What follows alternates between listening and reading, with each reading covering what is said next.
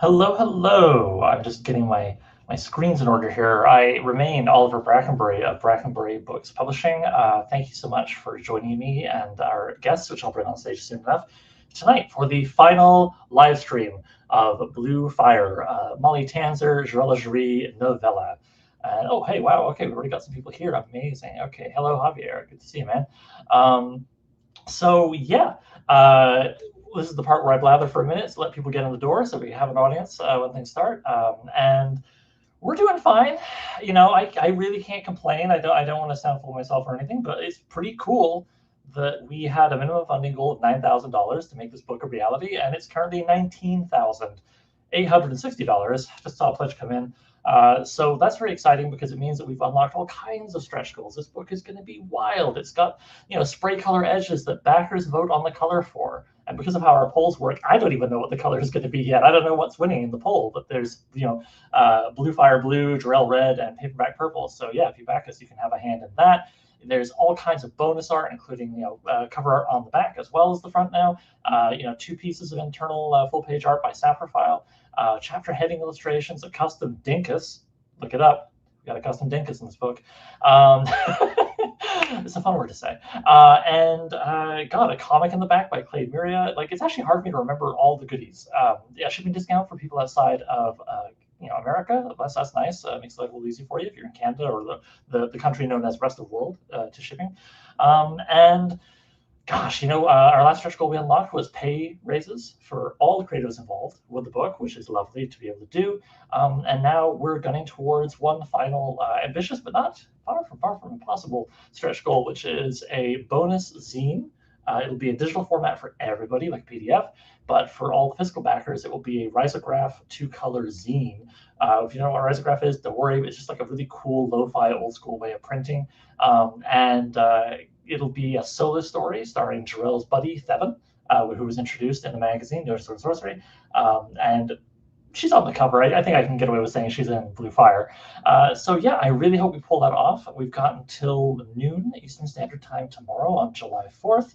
I hear there's something else being celebrated that day, but I'm Canadian, so I don't know anything about it. And yeah, it's a good time. We're having a good time. Oh, another pledge just came in. I really hope we break 20 grand during the live stream tonight. That'd be super cool.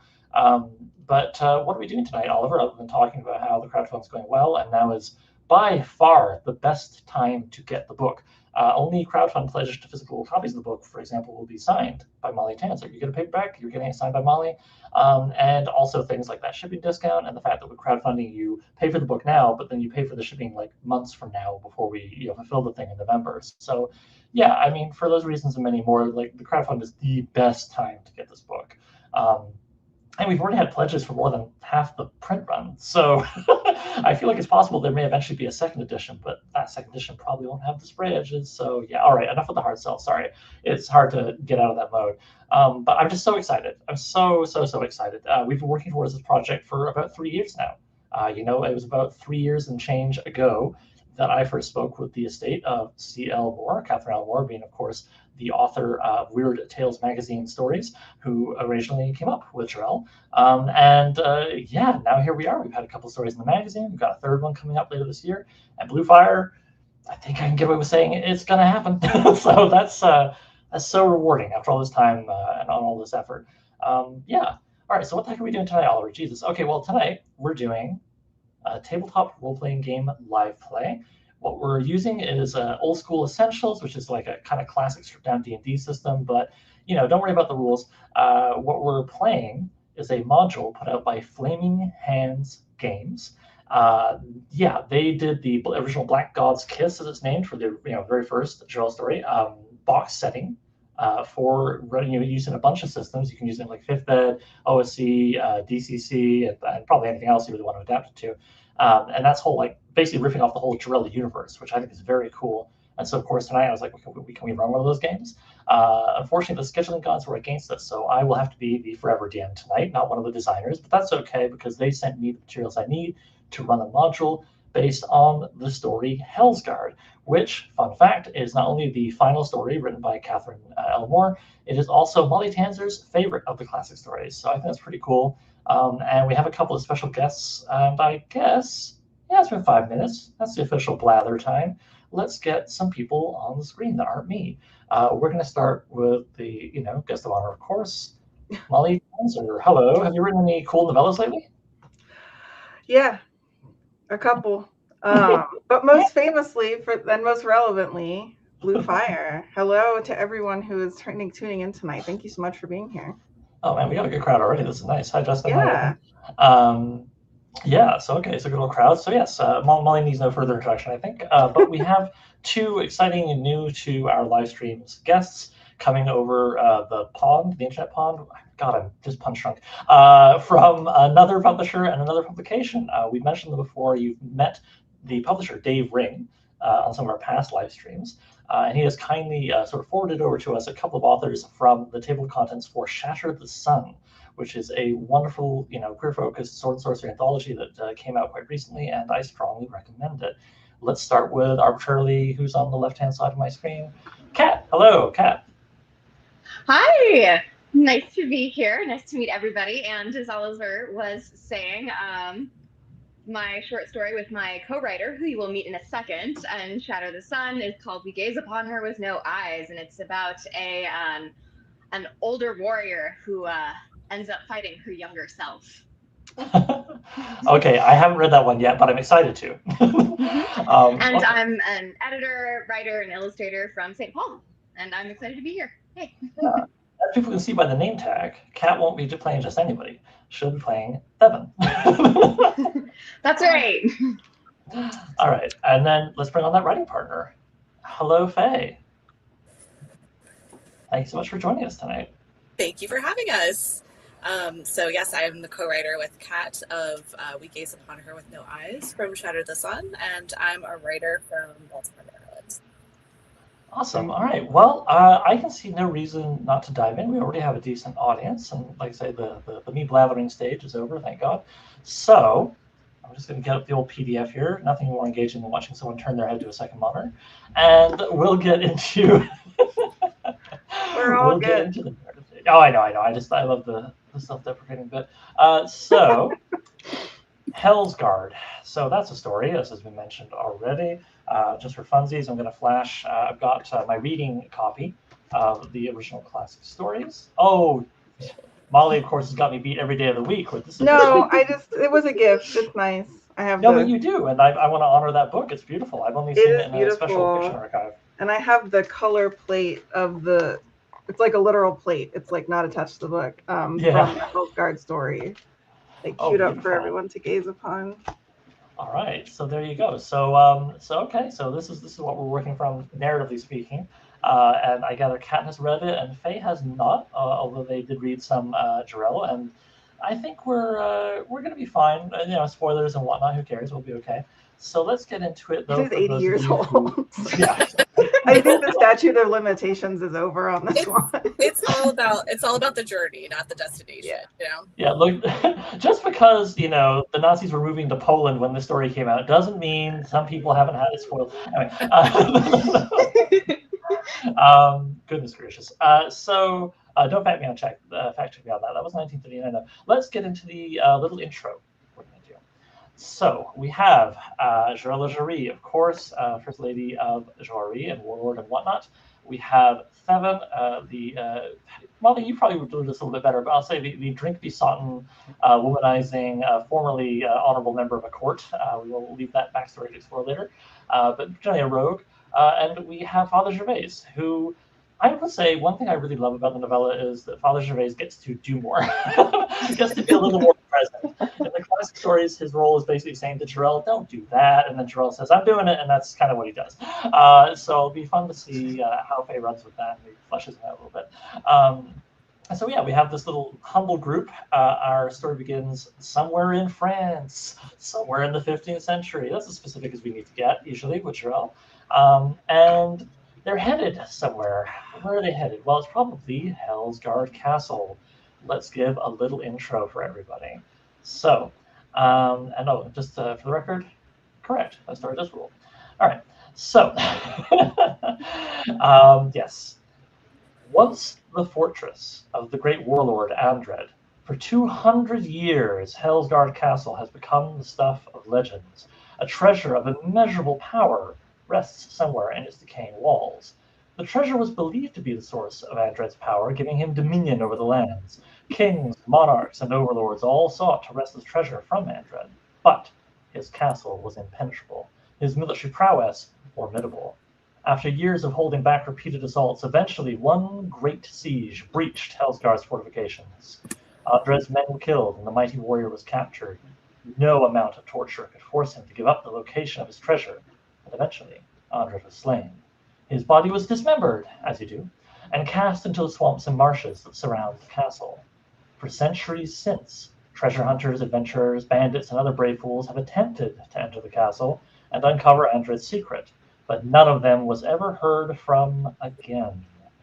Now, with all that said, all that background, Jirel, Father Gervais, Theven, why are they headed there? What are they up to? Well, it would seem if we were to go to, I don't know. It's funny, the module has a bunch of like hooks that, it suggests and gives you to work with. But I'm going to be a goon and I'm going to go to the source material. And I'm going to say there is an extremely handsome, God, I hate how he's handsome. Oh, this handsome, I hate him. Guy named Guy of Garlot. I'm going to go with that pronunciation. Who is sort of a competition, another French warlord in this era, who has captured no less than 20 of Jirel's men-at-arms. And Jirel wants to free them, but Guy says, do me a favor first. Go to this castle, find the secret treasure of Andred, whatever it is, I assume it's pretty good stuff, and bring it back to me. And then maybe I'll give you back your 20 men. And then just imagine I have really pouty lips, and that's what he does, he pouts. And so, that happened. Jirel acted very mad and not at all horny, and now the three of them are off to go get this treasure and see what they can do with it and bring it back to Guy of Garlot. But we'll assume everything will go fine and smoothly. Let's see how that goes, though, in actuality. So, scrolling down, sorry about this. We're on now the road to Hellsgarde Castle. Oh, final meta note before we go any further, folks. We're going to play for a couple hours and see how far we get. We're not going to, dog this to the end, but maybe we get there. This is one of those modules. They could press a big red button and finish it pretty quickly, or we could go completely other way. We'll see what happens. Anyway, the long causeway leading to the castle winds its way between murky swamps and dense reeds, forming a narrow, solitary path to the gates of the grim and eerie fortress. Isolated and foreboding, the castle stands entrenched among the treacherous quicksands, a silent sentinel in the desolate landscape. Seems friendly enough. And that do be what it looks like. There's not a whole lot of things to check out, but you can see as you're going along the road, aside from the most obvious landmark of the castle, well, there's kind of, a particularly interesting looking dead tree over there. And okay, kind of over there, there's looks like maybe a small cave. Maybe there's a friend in there. One other point of interest, there's three. There seems to be some, you wouldn't know this word probably. Maybe Father Gervais would though, actually.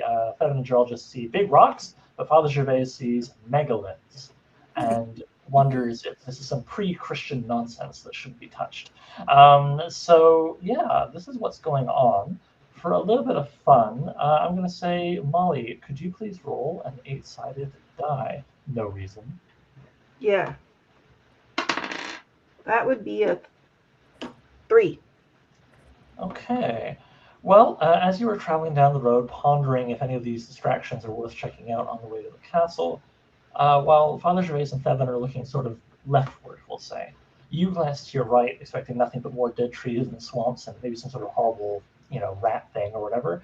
But you briefly see, quote, quickly moving, glowing orbs. By the time you are of a headspace to gesture to your companions as if to say, what the hell is that? They're gone. Well, there's probably nothing to worry about.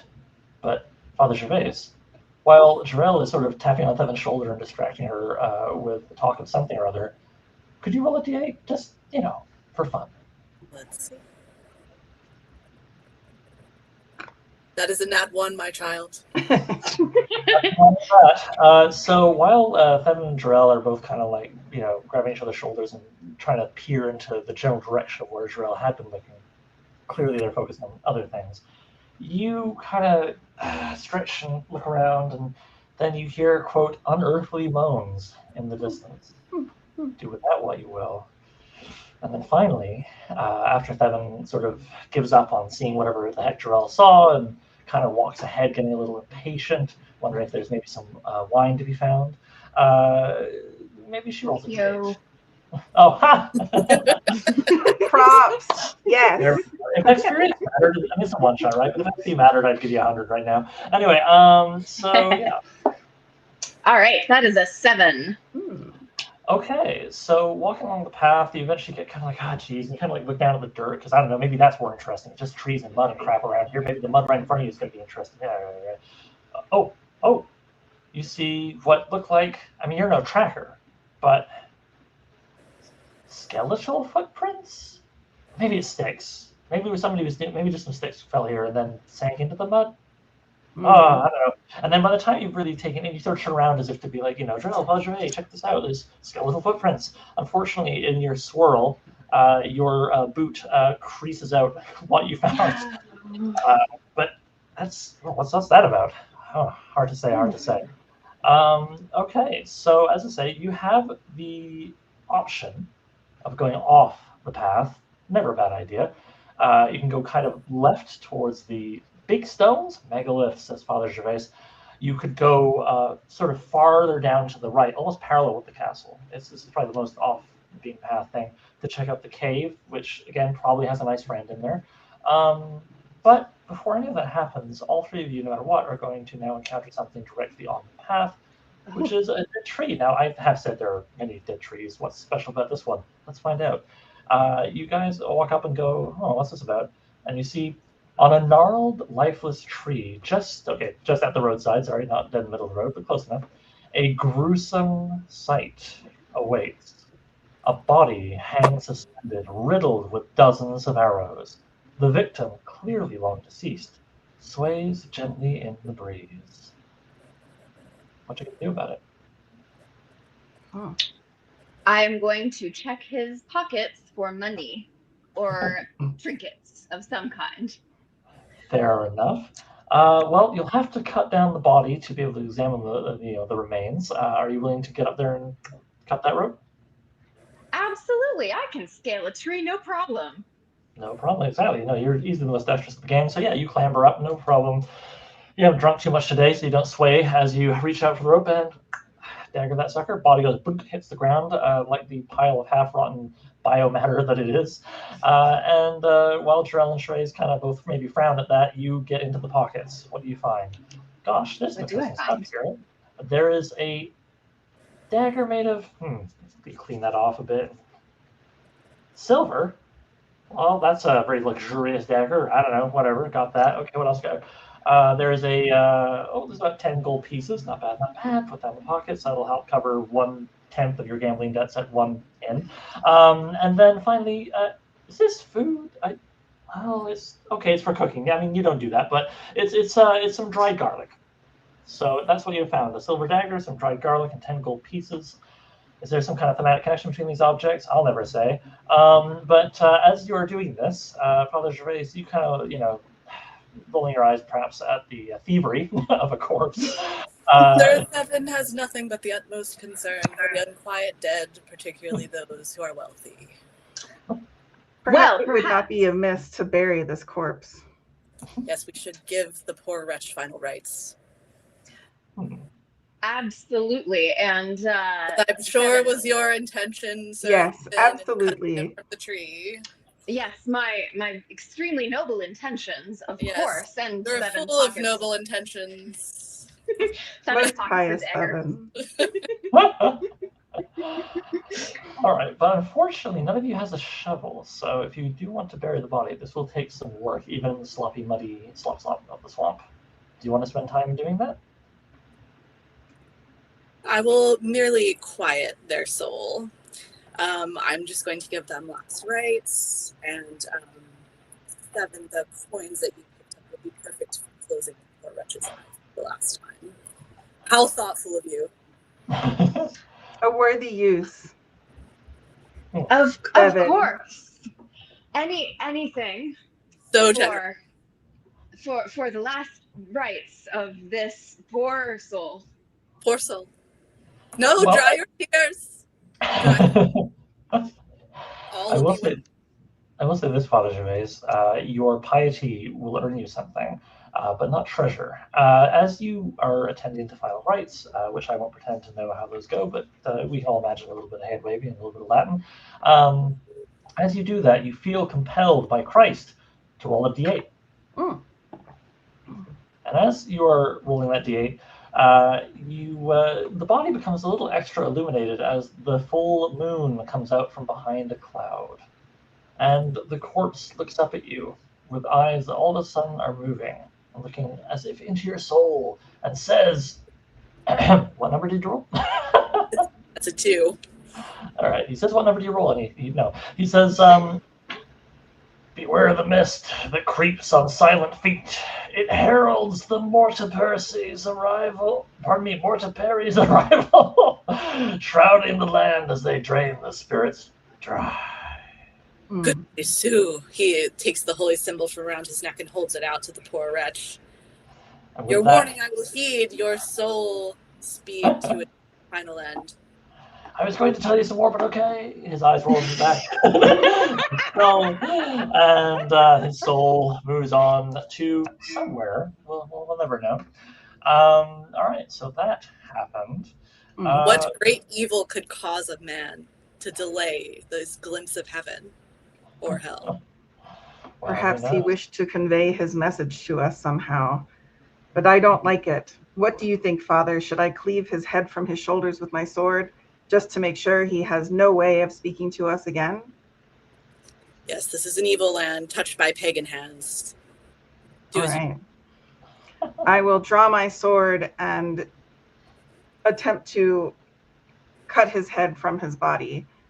As rotten as he already is, it takes but a single strong swing from the mighty Jirel, and his head basically goes flying like a good golf swing struck it. I don't know if that was really my vision for that, but like, all right. Like, I'm not sure I was like teeing up to like cricket this guy, but like, sure, like I'm not in charge. Ashes to ashes, dust to dust. Yeah. Seven, hole in one to hole in one. Feeling a little left out, Seven just kind of like takes some of this old garlic and just sort of sprinkles it on the dead guy's torso. It probably means something. Assuming you don't use all of it, you can still add garland of garland of garlic, Jesus, to your inventory. But yes, okay. And also, Molly, my apologies. It may be a little more Evil Dead 2 tonight than normally I would run as the tone that we get. Okay, so that happens. Feeling that just about anything this man could say has probably been said given his new circumstances and bodily intactitude, I'm going to say you guys decide to move on. But now the million-dollar question. Do you decide to press straight onward to Hellsgarde? I mean, it's only getting weirder out here. Or do you want to check out kind of a little off the beaten path to the left, the megaliths, or a little further to the beaten path to the right, like I say, almost parallel with the castle itself, to give you an idea. The cave, which, stories tell you is filled with nothing but cake and good times. So would you big stones, bear cave, or press on straight? Remind me what the warning was. The corpse. No problem. Like mist that sucks, I think. Okay, so he said, we'll rewind the VCR. Beware the mist that creeps on silent feet. It heralds the Mortiperi's arrival, shrouding the land as they drain the spirits dry. Please don't cut off my head and knock it into the park. Anyways, crazy said that. Okay. I see. So that's what he said. Seven bows to Jirel and says, whatever my lady wishes to proceed, but also she's like looking at the cave, like glancing toward it, like maybe there's hidden treasure in there. Maybe there's cool wine buried. Who knows? I like not this full moon, nor this alleged mist that may find us. I have heard that garlic and silver are effective wards against creatures of the night, and I wonder if we may not wish to make haste to yonder castle. Well, you okay to do what the boss says? Whatever my lady wishes. I have 20 men at arms. They depend upon us. I have never known you to run recklessly into danger. Therefore, I will follow you. I think it is said that garlic is an effective ward against werewolves, so we may wish to be on guard against such things this dark night. Yes. But I do have a question for the GM. Is it okay? So not to be like a weird nerd about this, but like in the text, you can only find Hellsgarde at twilight. Is that like not like? Is it there? Can we see it? Like. Now that's an interesting point. And also, if there was ever a place to be weird nerd about this stuff, my God, it's here. I'm going to slow the pace down a little bit here with like, let's go back to the text on this one. I will allow this question only if you push up your glasses and say, well, actually. Well, actually. So with that, I will honor the well, actually. You're not wrong. But, maybe a wizard did it. But this is very much a wizard did it. Also, I will say multiverse. We're playing in an alternate Hellsgarde. Sure. So the rules are slightly different. Unless I say that. I just was asking. That's how it goes. But no, I genuinely love that. 10 points. Again, if XP were a thing in this. So yeah, all right, okay. So we'll press on. We'll ignore the big rocks and the cave of good times. Actually, funny enough, I won't spoil anything, but I'm looking at the cave description here, and it actually adds something interesting to the story in a funny way, the original tale and how things went. Maybe we'll come back to that when spoilers. Sure. But in the meanwhile, I hear this is castle. I hear it's called Hellsgarde. I hear that's where you're headed. So at this point, there's no more sort of grand narrative to give for that. We're just going to get you there. So imagine, if you will, a big, old, horrible, rotten castle. Someone who is a much better writer than I has described it here. And yeah, it has about, it's hard to say because of the way castles are built. They're not to some kind of universal standards. But Jirel is someone who's lived in a castle all her life, and Thevin, you've known a few. For fathers raised, you of course live in the same castle as Jirel. You would say it's much taller than what us people around the table would think of as 3 stories.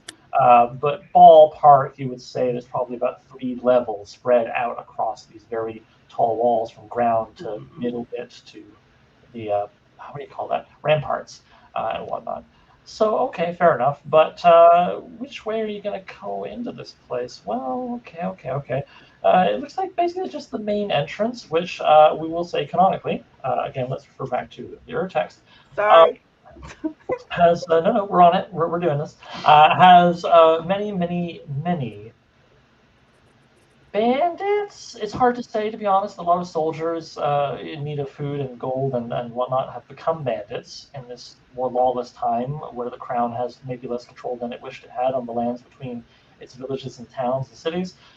So soldiers, bandits, question mark. There's about a good dozen of them impaled on long spears and whatnot, and hanging and nailed to the walls, alongside the entrance, in whatever manner the people inside had at hand. It's a little slipshod, but the important thing is that these guys are very dead, bleeding all over the show, implying that this happened in the last 24 hours topsies. That's quite recent. And that's good, I guess. Anyway, front door looks open. Daughters, go no further until I cast a holy shield upon us. And I'm going to cast protection from evil. Now, here's an interesting ecumenical matter, we'll call it. The way Circle for Protection works specifically is it protects you, Father Gervais, from creatures of a different alignment than yourself. Now, funny thing, you have thoughts on how the world works, Jirel has thoughts about how the world works, and Thevin has thoughts about how the world works. And no one of you has the same alignment. So, as a lawful individual, which, for the record, in this setting, by the way, none of these means, like, lawful is not necessarily good, chaotic is not necessarily evil, neutral is not necessarily plain cracker with no opinions. These are all philosophies that relate to, law and order and chaos in the universe and how it works and whether or not rules should be respected. So all that being said, Father Gervais, the natural inclination perhaps for a priest would be to cast Circle Protection against chaotic entities. That's what you associate with things that make no damn sense, like the undead and sorcery and so forth. Not to nudge you in that direction, you could also protect yourself against the evils of neutrality. But which would you like to go with? It's a good question. Yes, let's go with 70 to stand 10 feet to the right of you. Okay, yes. So you cast a spell, and Thevin, not for the first time, feels strangely unwelcome.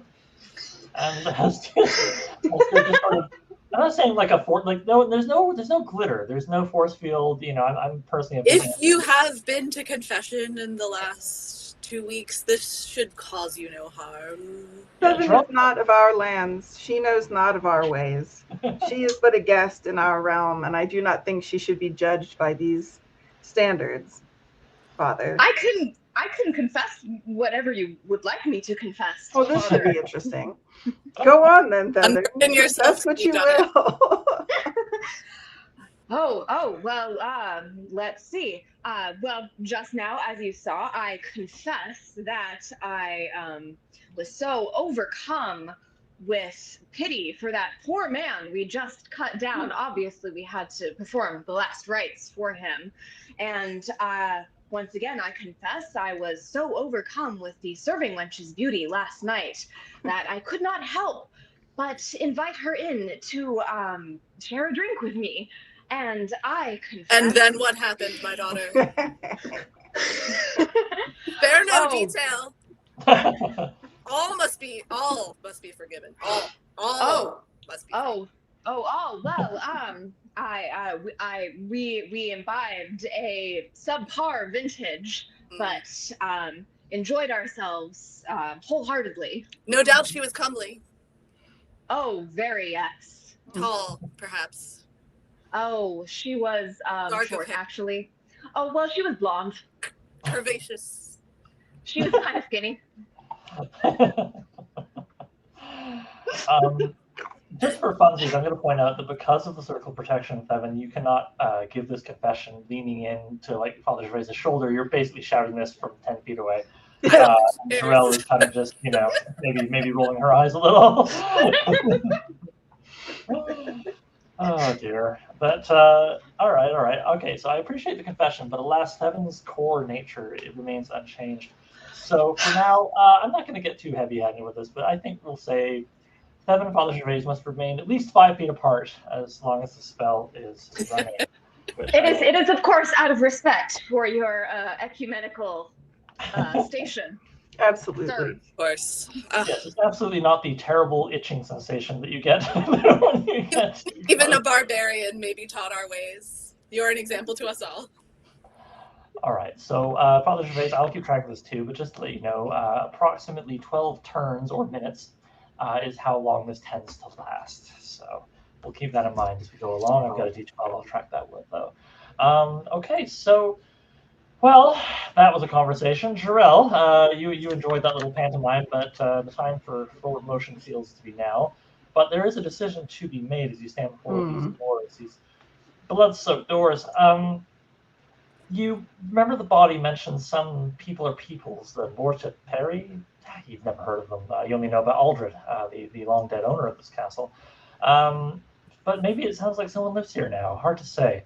Do you choose one of two paths? Do you either announce yourself, kick on the doors and go, I'm Jirel, lady of, Joiry, I've arrived, welcome, guests, etc., whatever. Let the people know you're here. I mean, that when someone comes by Joiry, you prefer they announce themselves, but otherwise who knows who they are and what's going on. That is true. It is kind of courtly manners as much as you obey them. Just saying hello, essentially. Or, I mean, whoever these people are, you're not even sure if they're actually here. It's just what a corpse told you a few minutes ago. Not the most reliable source. And you're here to steal some great treasure, whatever the heck it is. So maybe we're here to acquire it. Let's not. Yeah, I feel like steal has like a moral component that like. You're right. I'm judging. I should be the neutral GM. That's my alignment. Such So things are evil and need to be removed from the public eye by look, who are equipped to deal with them. It's just like that sometimes. So it is probably stealing. So in that case, you may wish to go the other way and just sneak in and not announce yourself and be more of an interloper. So what'll it be, Jirel? Guest or interloper? Okay, so to set the scene, like we've got all these dudes on pikes, right? Like they're drippy still. They're not like desiccated husks. They're not like gushing like freshly punctured balloons, sure. But I mean, like there's some good ooze action happening with a few of them. Like they've been dead for not too long. And I mean, I'm sort of thinking like a child's drawing of a castle. Like, is the portcullis like closed or is it open? Like, it is, well, actually, as far as I can tell from this map, there isn't one. What it is, and maybe I should describe it in a little bit better detail for you, is because the outer battlements, by the way, are just ruins because of that great siege from a couple hundred years ago. So maybe there was a portcullis, but it got torn to shit a long time ago, and you maybe seen some like iron remnants of it in the swamp on your way in. So where you're at right now would be probably like the inner keep's entrance, where there's a fully intact castle, and the outer walls long gone. So what you're seeing is essentially some just standard steps going up a ways, 10 to 12 odd feet, to a little platform that in front of it is sort of a recessed entrance, right? So you can go in one person at a time to a heavily iron-banded, rusted wooden door, rusted iron bands wooden door, and knock and say, "I'm Jirel," etc., or sneak in. I like not the aspect of this castle, my friends. Shall we perhaps introduce ourselves after ingress? Or do you think we should call forth to our hosts, should there be any here? It looks rather unoccupied to me. Well, perhaps, if I may make a suggestion, my lady, it would behoove us to check for hidden defenses before we make an essay into this castle. Seven, you have proved yourself time and again to be the most loyal of my companions. Please, would you do your best to tell us if this is a safe place in which we have entered, or are there hidden dangers? Oh, well, my lady, I can say for certain that it is not safe, but I will see whether the dangers are hidden. Again, if we were doing experience, I would give you 100 XP just for not saying, I checked for traps. Thank you for the actual dialogue. Oh, no, we're experienced players here. Okay, all right. So it sounds, Devin, like you're going to go ahead and fiddle around with that door. I sure am. What would you like me to roll? Well, on your character sheet, I should have put a list of thieves' skills, and one of them would be check for traps with a number that represents a percentage chance. It is 20%, so... Well, you're okay at this. 20% is better than it sounds, honestly, 1 in 5 chance. And because, like, frankly, nobody's watching, and, you can kind of take your time with it, there is no 5th edition, like, roll with advantage in the system, but I'm just going to, for funsies, give you another 20%. So please roll equal to or under 40, and we'll see how that goes. All right. So I'll get out my percentage dice here, sounds like. Yep. D10 and the other 10. We've got 70%. All right. So Devin, of course, does not see that number like pop up and go like, all right, I think I biffed it. You check for little tripwires. You kind of like peer into the lock carefully, seeing if there's going to be like a dart that comes out and gets you, all that good stuff. And at the end of it, feels good. You know what? Feels safe. This is a perfectly reasonable door. Time for a celebratory drink. You pull out your water skin with 2 pints of red wine, which is actually I don't think I said it was red or white, so it's rosé. That's the time of year. So is that orange wine? A girl after my own heart. Rosé all day. Some summer water. There we go. So you have some of that summer wine, and do you then go ahead and lead the pack, or do you defer to your leader, or do we shove the priest and see what happens? I'm stepped back and I'm just observing, and I agree this is an evil place. Stealth will do us well. Okay. I agree. Although it may not be the most honorable course, I do believe there will be ample time within the confines of this castle to introduce ourselves to any habitués we may encounter. Shall we? The devils deserve no respect. I agree. All right. So stepping forward along the platform, Thevin stepping aside, I suppose. Jirel, you lead the way and head on in. Okay. There's that heavy steel knocker. You do not touch it. You do not mess yourself. And you come on in. Now, you don't announce your arrival, and therefore, when you come in, there's like a little circular chamber with just one exit going left. And you're like, well, what else can I do? Go in there, go left, turn right. Okay, just kind of follow this narrow little sneaky corridor, and then voila, you are at a courtyard. Hmm. So you're already inside the walls, as it were. This is open air, being a courtyard.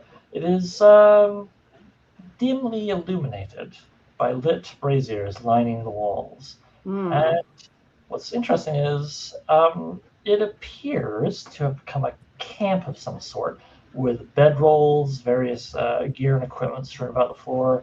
There's definitely guests in this castle, and they're choosing to stay in the courtyard rather than occupy any of the rooms proper, which raises questions about what's wrong with the rooms.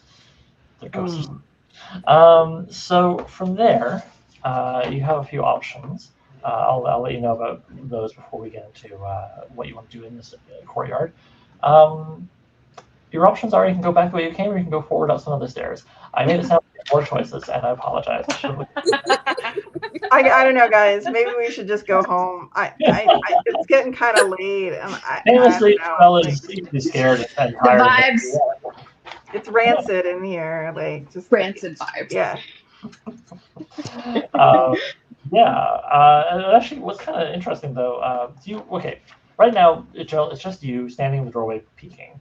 Seven, let's say, is middle of the pack, and Jirel in the back. These other two are wearing armor for heaven's sakes. You only have Christ and your cassock to protect you. So, okay. So the Jirel, I'm going to give you one more detail. It seems vital to know. But first, I'm going to say, Father Jirel and Bevan, could you each, for no reason whatsoever, roll a d4. And I'll tell you what your numbers are, and I will total them. 3 for me. 2. All right. So that means, Jirel, as you sort of like let your eyes adjust back to the moonlight as you walk through, because there's no talking torches, so you just kind of felt your way through that narrow corridor. And you're back to and being able to see a bit of what's going on.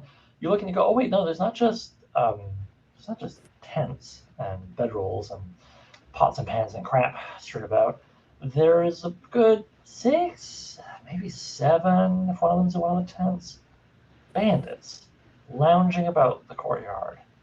And they're all kind of, there's not a lot to look at here, so they've already spotted the very tall for a man, if I remember the description from Black God's Kiss, Jirel, with her huge mane of red hair, leonine yellow eyes, and so forth. Yeah, that's right. You're not exactly sneaky or nondescript. What? Like, what? You think the chainmail is like jingling real loud as I stomp in there angrily?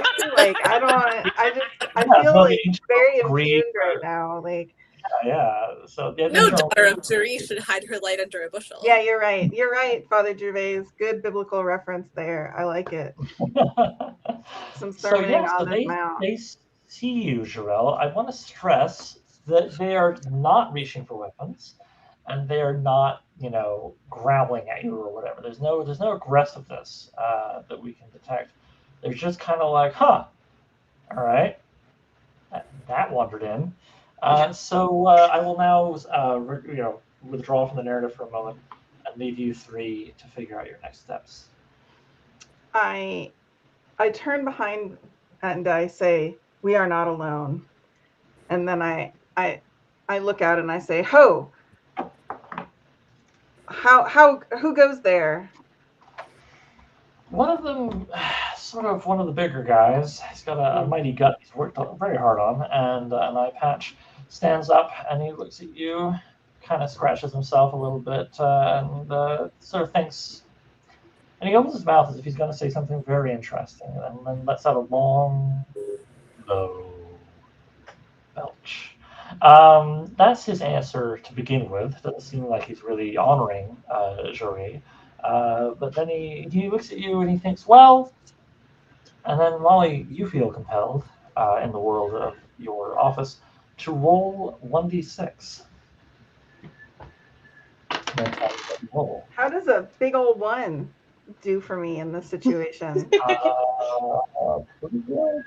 By pretty good, you mean the big guy goes, hey, what are you doing here? And it's swiftly joined by, I don't know, Father Gervais, why don't you roll a d4 just for funsies? No reason whatsoever. This is probably the amount of slices of cake that Molly will get to eat. Right. He says, "Well, come on, men, we should subdue them." And you can see that most of the men are just kind of still lounging. They're like, you do it. But two of them do get up and draw their swords, and then the big guys start moving towards you, Jirel. What are you going to do about it? I say, "Ho there. We are intruders just as yourself, but you should know you stand and challenge Jirel of Joiry. I will not go easy on those who draw their swords against me, nor shall my companions." The big guy goes, "Jirel of Joiry?" Yeah, Jirel of Joiry, you know. Can't say as I've ever heard of you. Also, where's this accent from? We're in France. Anyway, I gotta say, I think all henchmen just sound like that. Yeah, they do. I mean, they're all kind of. So when you bang their heads together, they can be. Blah, blah, blah. Yeah, exactly. Yeah, these guys were shipped over from New Jersey Central Casting. But anyway, he was Jerry. Well, why don't you put down your sword there, and we'll take you to a nice dinner. I see anything that I would consider to dine upon around your campfire, sir. Step back and let us proceed, or face the consequences. He sort of looks to the other two on either side of him. And at this point, he's still only really seeing you. Maybe he sees Devin peeking over your shoulder, but he's not seeing, a lot of backup from his point of view. And he kind of looks at the other two guys, and again he looks at you. He goes, "Well, milady, you could feast upon a fine food we have in this region. Have you ever had these?" I do not care for nuts. I have an allergy. He looks at one of his bandit mates. It's like, a clever one. She got me. Anyway, I'm turning Irish now, and so we better fight. And so they charge towards you, revealing many things, including why I generally don't do voices at the gaming table. And we're just gonna roll super simple initiative. What we're gonna do is I'm gonna roll a d6, and you know what, Jirel? You're gonna roll a d6, and we're gonna see what we get. I got a 3. I got a 6. Is that good this time? That is extremely good. That means that Jirel and company get to act first, and then we'll just sort of go back and forth between the two parties to make life nice and simple. So yeah, they are absolutely coming at you with their weapons with every intent to disarm or worse? ? So presumably you might wish to respond in turn, but I will not tell you what to do. Your sword is drawn. So what would you like to do? Whoever is, I will draw my sword and stand against whatever individual is closest, but I will certainly I will move out of the way of the doorway so that my companions can also file through when it is their turn. Okay. So I don't quite know. I mean, I'm only basing this on like D&D things. I can like move and fight. Yeah, absolutely. Moving is basically what you call a free action. So yeah, you move a few steps and just make room, for that and Father Gervais to pop out. And the big fellow with the eye patch, it's very much coming towards you. So seems like a good guy to whack. Yeah, I'll try to skewer him mightily. I think. I like the question mark. Mightily? Okay, well let's roll d20 and see how mighty it is. All right. Well, now that I've said this boldly, let's see how this goes. I'm usually more in control of these stories than this, so we'll see. As a reasonably high level fighter with a good strength, you get a +2 to this die roll. So whatever you roll, +2, please. Okay, that would be a 13. Lucky 13. Okay. Well, blessedly, ties go in favor of the players, and thus it's a close call. Your blade kind of he's kind of doing this, and you're kind of going to do this, and it kind of rides along his blade, but then skips over the hilt and bites into his arm. How badly does it bite? Please roll 1d8 +2, and we'll find out. How about 3 bad? Is that 3 including the +2? Yeah, it sure is. Hey, honestly, you know what though? The nice thing is that even when Our Lady Jirel not quite biffs it, but doesn't quite do what she was hoping for, you're trying to cleave the head in half here. You nonetheless skip over the guard, leaving a chunk in it, or taking a chunk out of it, pardon me, and then just viciously scraping the beef off of his forearm for 3 damage. You can see bone. It's still pretty rough, even if he doesn't fall over dead. He's Great. not in a rush to do anything else with his time tonight as a result. The other 2, however, are more concerned with who's coming else through the door. But Thevin, what would you like to do? Well, Jirel has been talking about her companions this whole time, but it seems like there may be only one obvious companion. Seven has taken to the shadows and is going to use the distraction that Jirel has provided to backstab the fighter who is attempting to skewer her lady.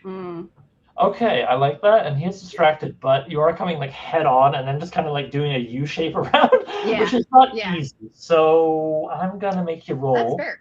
What is your sneak skill? So is this move silently? We'll go with that. Okay, it is 30%. All right, give her. If you get 30% or lower, I'm gonna say you pull it off. Otherwise, you just kind of get caught in the scrum and have to attack normally. That's just fine. Oh, that is right on the money. It is 30%. All right. We're here to have fun. I'm going to allow it. So I mean, people maybe see you, but are so distracted by the giant red-haired lady that you do in fact manage to get just around the big guy, and he's like, looking at this like big shank of beef coming off his forearm. He's distracted. Why don't we put him out of his misery? Please roll to attack. You get a +2 if I remember correctly, and you will do double damage if you hit. But it backstabs, so you got to use your dagger. Yes, understood. Well, I would like to use the silver dagger that I stole from the guy. Yeah, go for it. It's going to be stylish, and if he's a werewolf, you're getting ahead of the game. That's right. All right, so that is a 12 to hit. I regret to inform you that you do it most silently, but your dagger goes beside his head, not into the back of it. He doesn't hear you, so there's that. But alas, you miss. Father Gervais, is that with your bonus? Not to be like a rules lawyer, but like it was. All right. It's worth checking. And so, with all that said, first of all, sorry, I just glanced. We've just hit 700 backers and are $20 for 20,000. Dang. Wow.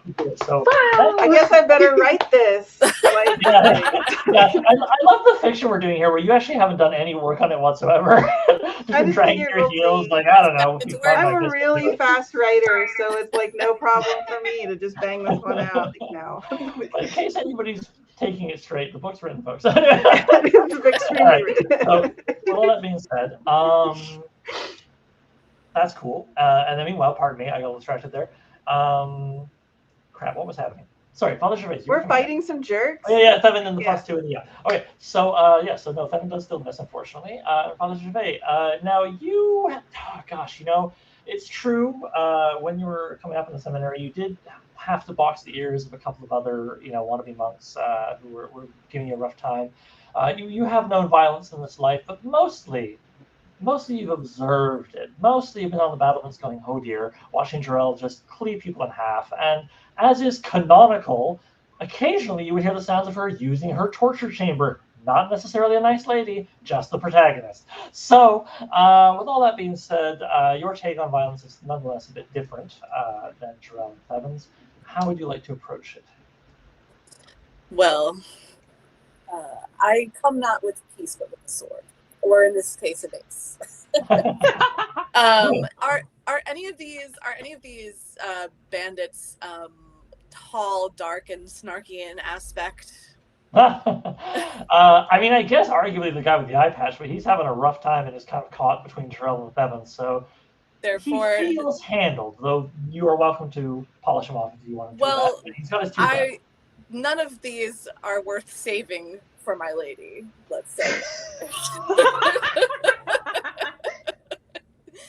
I know her proclivities well. That's a good priest. And these are all such trash under her heel. Therefore, I raise my mace at the closest brigand, and I say, "You have about 2 seconds to shrive yourself, my boy." Damn. He sort of looks at you as if he's never heard the word shrive, and then your mace comes towards him. So That's right. please roll a d20, and it's a straight roll because you do not have a strength bonus. Your strength is in between your ears more than in your hands. That's an 18. Dang. Nonetheless, That nonetheless, you have had to move some heavy relics in your time, Yeah. and that comes in handy here as your priestly thews ripple and flex, and you drive the mace directly into the guy's nose. Please roll damage, which, if I remember correctly, is 1d6 for a mace. Some of those chalices are quite heavy. That's a 4. Yeah. All right, let's see how we go here. I think That's it's 4. 4. Oh, I didn't hear. Pardon me. So you're a little unsure yourself. Again, priest, you got a mace, but again, yeah, you're probably thinking of like the heaviest chalice you've ever lifted. Like, I don't know. Let's see how this goes. And with a resounding sort of wet pop, you make his nose an innie, and he sort of stumbles back a little bit, and then crumples to the ground dead. Dang. So, first kill to the father. All right.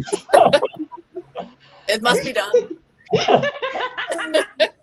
Oh my That's goodness. great. All right. Come with Christ behind us. Our cause is righteous. Yeah. What you guys don't know is that this is actually somehow exactly the plot of the novella, and like I don't understand how things are going exactly the same as they did, but like this is just like the first chapter essentially. So Yeah, game imitates art, imitates life. yeah, it's right. It's right there. Yeah. All right, so with all that said and done, the big fella has been badly injured and watched, probably caught out of his corner of his eye. His gambling buddy or whatever just got brutally murdered by a priest. That's weird. So let's see how his morale goes. We're gonna see if maybe him and his buddy are just like, you know what, this is a bad idea. Unfortunately, they seem very committed to capturing you. So fella, instead of going aye and running away, decides this big stupid redhead is going to get hers, and with his non-flappy fleshy arm, brings back his bandit's blade, sort of a short sword situation, and takes a swing. And now, if I remember correctly, Jirel is a well-armored woman and has an AC of like. Yeah, you have your greaves, you have your chainmail. Yeah, I have an AC of 16. 16, pardon me. Yeah, So, canonically, like. Canonically, as C.L. Moore herself wrote on page 1, Yeah. of Black God's Kiss, she had AC 16. Anyway, she Yeah. was captured and her havoc is taken off in it. The bandit comes ever so close, rolling a 15, but perhaps a little more poetically put. His blade goes straight into like sort of the gorget that seals your chainmail and bounces off the neck, but it'll leave a bruise you'll see in the morning. Right now, though, with your blood up, you don't feel a damn thing. So that happens. Then his buddy sees Seven and very much is like, well, I didn't hear her sneak up, but my eyes work, and we'll take a swing. Seven, if I remember correctly, your AC is more like 12 or 13? Maybe It is 14. Oh, nice. Right, you're a dexterous lady here, so let's see how we do. That's right. The bandit, however, unfortunately, he's been really like doing the stretches today. He just, he was just getting ready for this. So with his sword, he gives it a mighty swing and sort of spins around to try and cleave your spine in twain. Let's see how he does on that. 3 damage, giving a bloody lateral gash across a little bit above, let's say, where your back bends. Feels good? Not so much.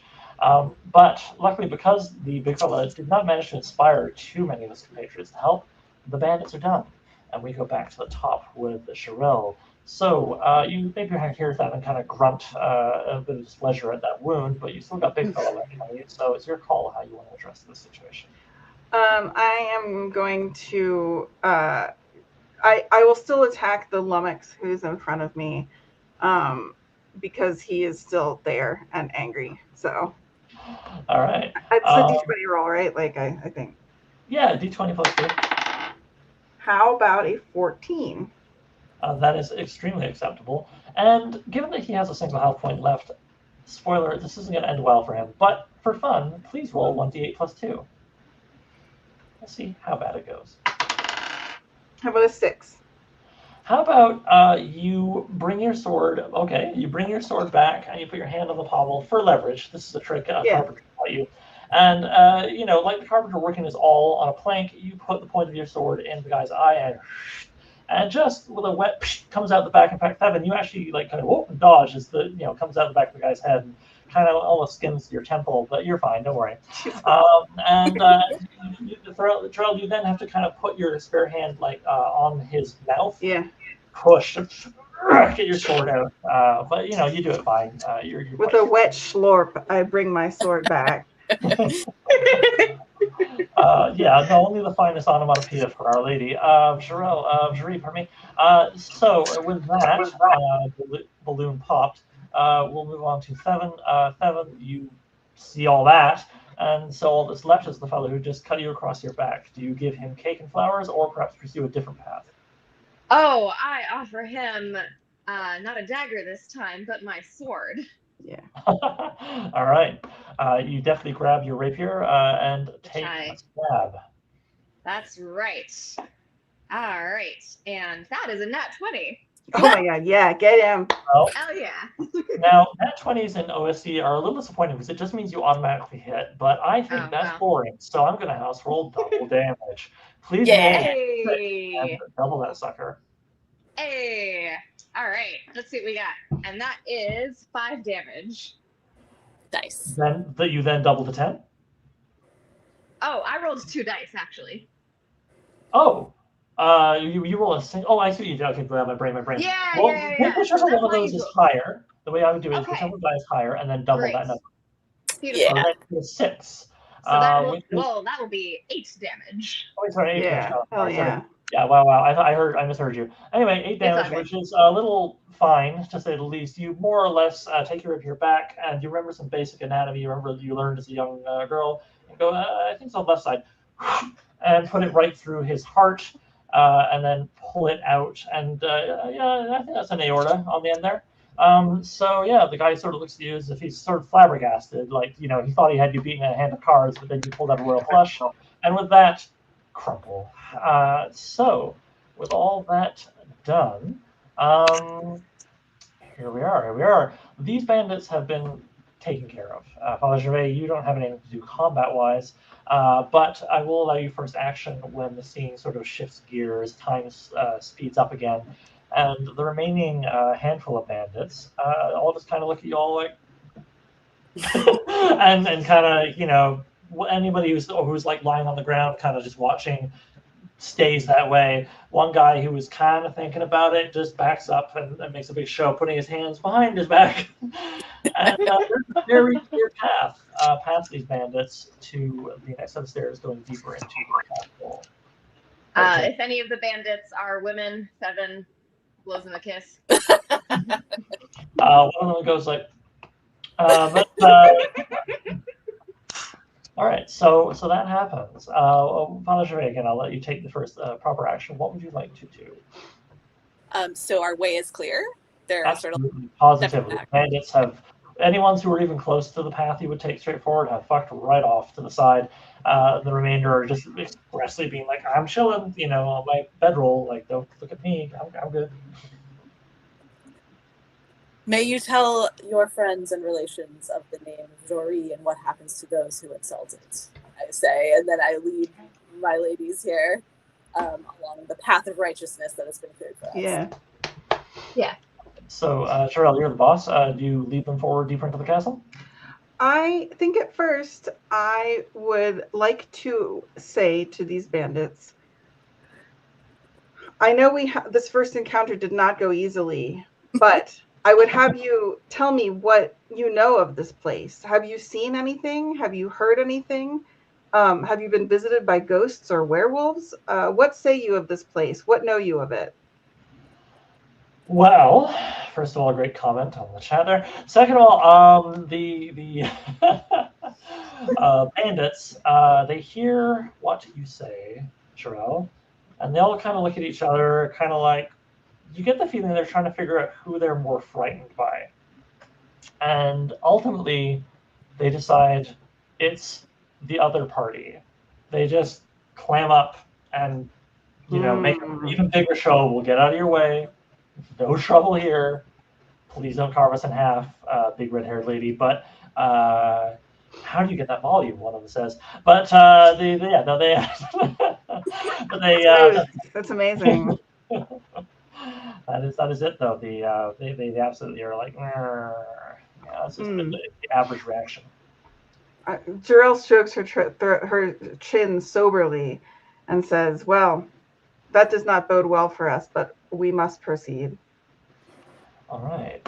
So, with that said and done, you walk past the bandits and you give them glances because, I mean, what if they're lying or if they're trying to trick you? But no, they seem pretty cowed. So, good. All right, good. You head up some more stairs to a slightly higher plateau of what is nonetheless what we would call floor 1. And you find your way coming in like laterally to the bottom of a great hall, actually.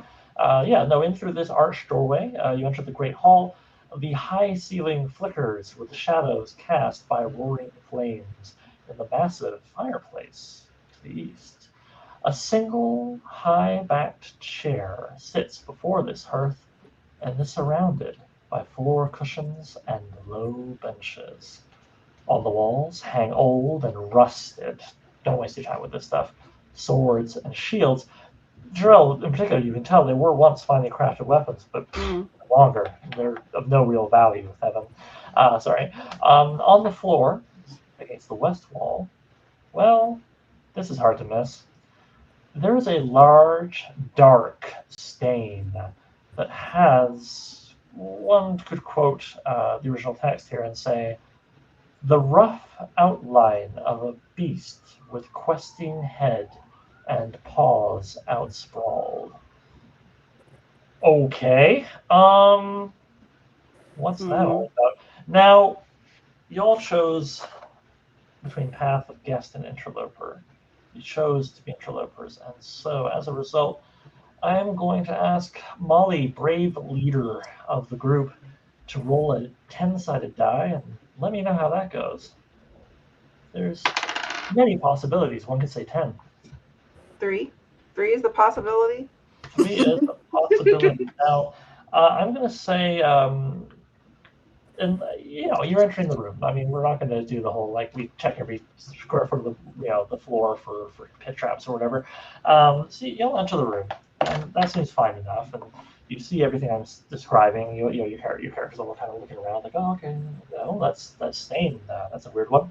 But what really perturbs you, let's say, I'm going to roll a die here. I get to do that sometimes. Father Gervais.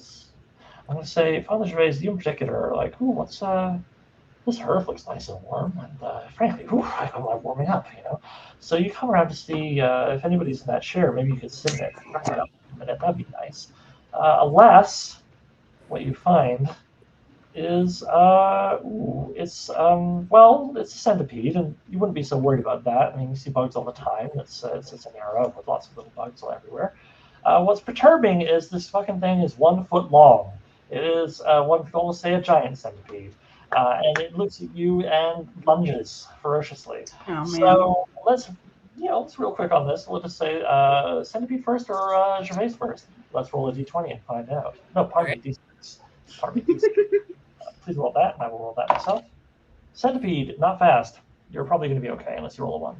16.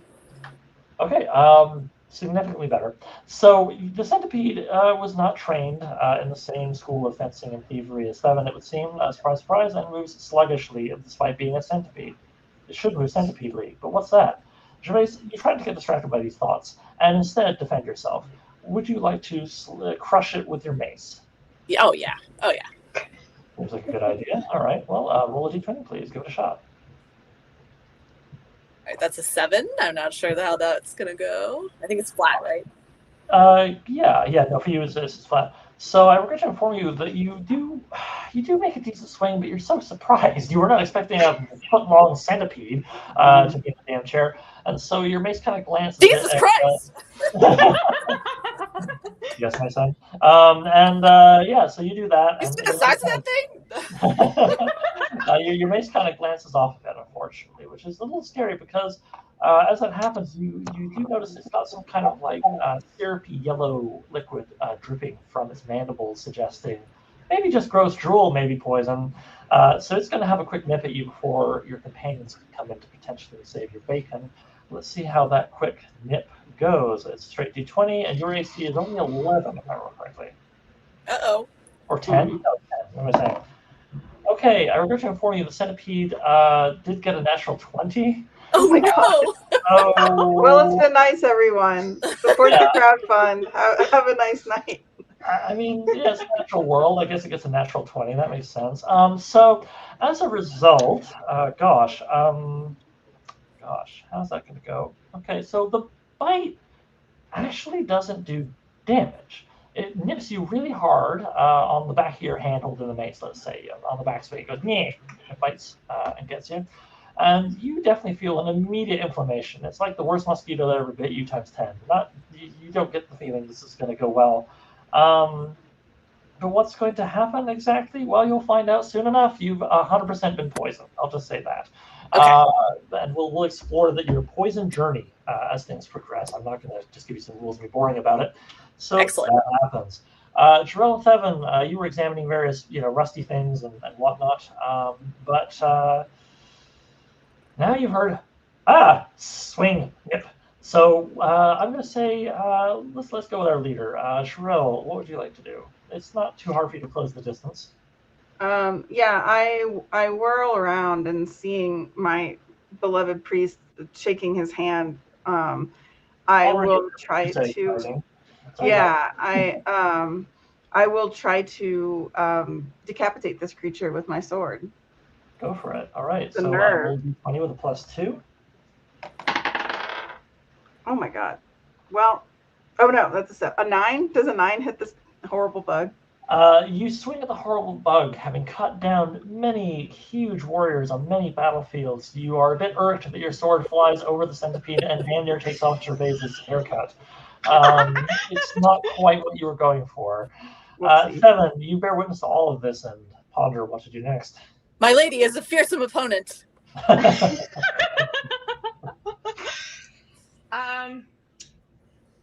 So listen, can I backstab the centipede? Can I throw my dagger at the centipede and backstab the centipede? I'm gonna say you have a lot of back. Like, yeah, they're mostly back. I have to say. Like, I'm gonna say it is so like it's wilding out. This bug is mad. It's been someone. It's fierce and frothing. There's no real sneaking up on it to backstab, but you can throw from a distance. Fair enough. As you roll a critical failure, Jirel gets a new piece of jewelry. So go for it. D20 with a plus. Your dexterity is good though, so D20 +2. All right. Well, that is going to be a 21 to hit.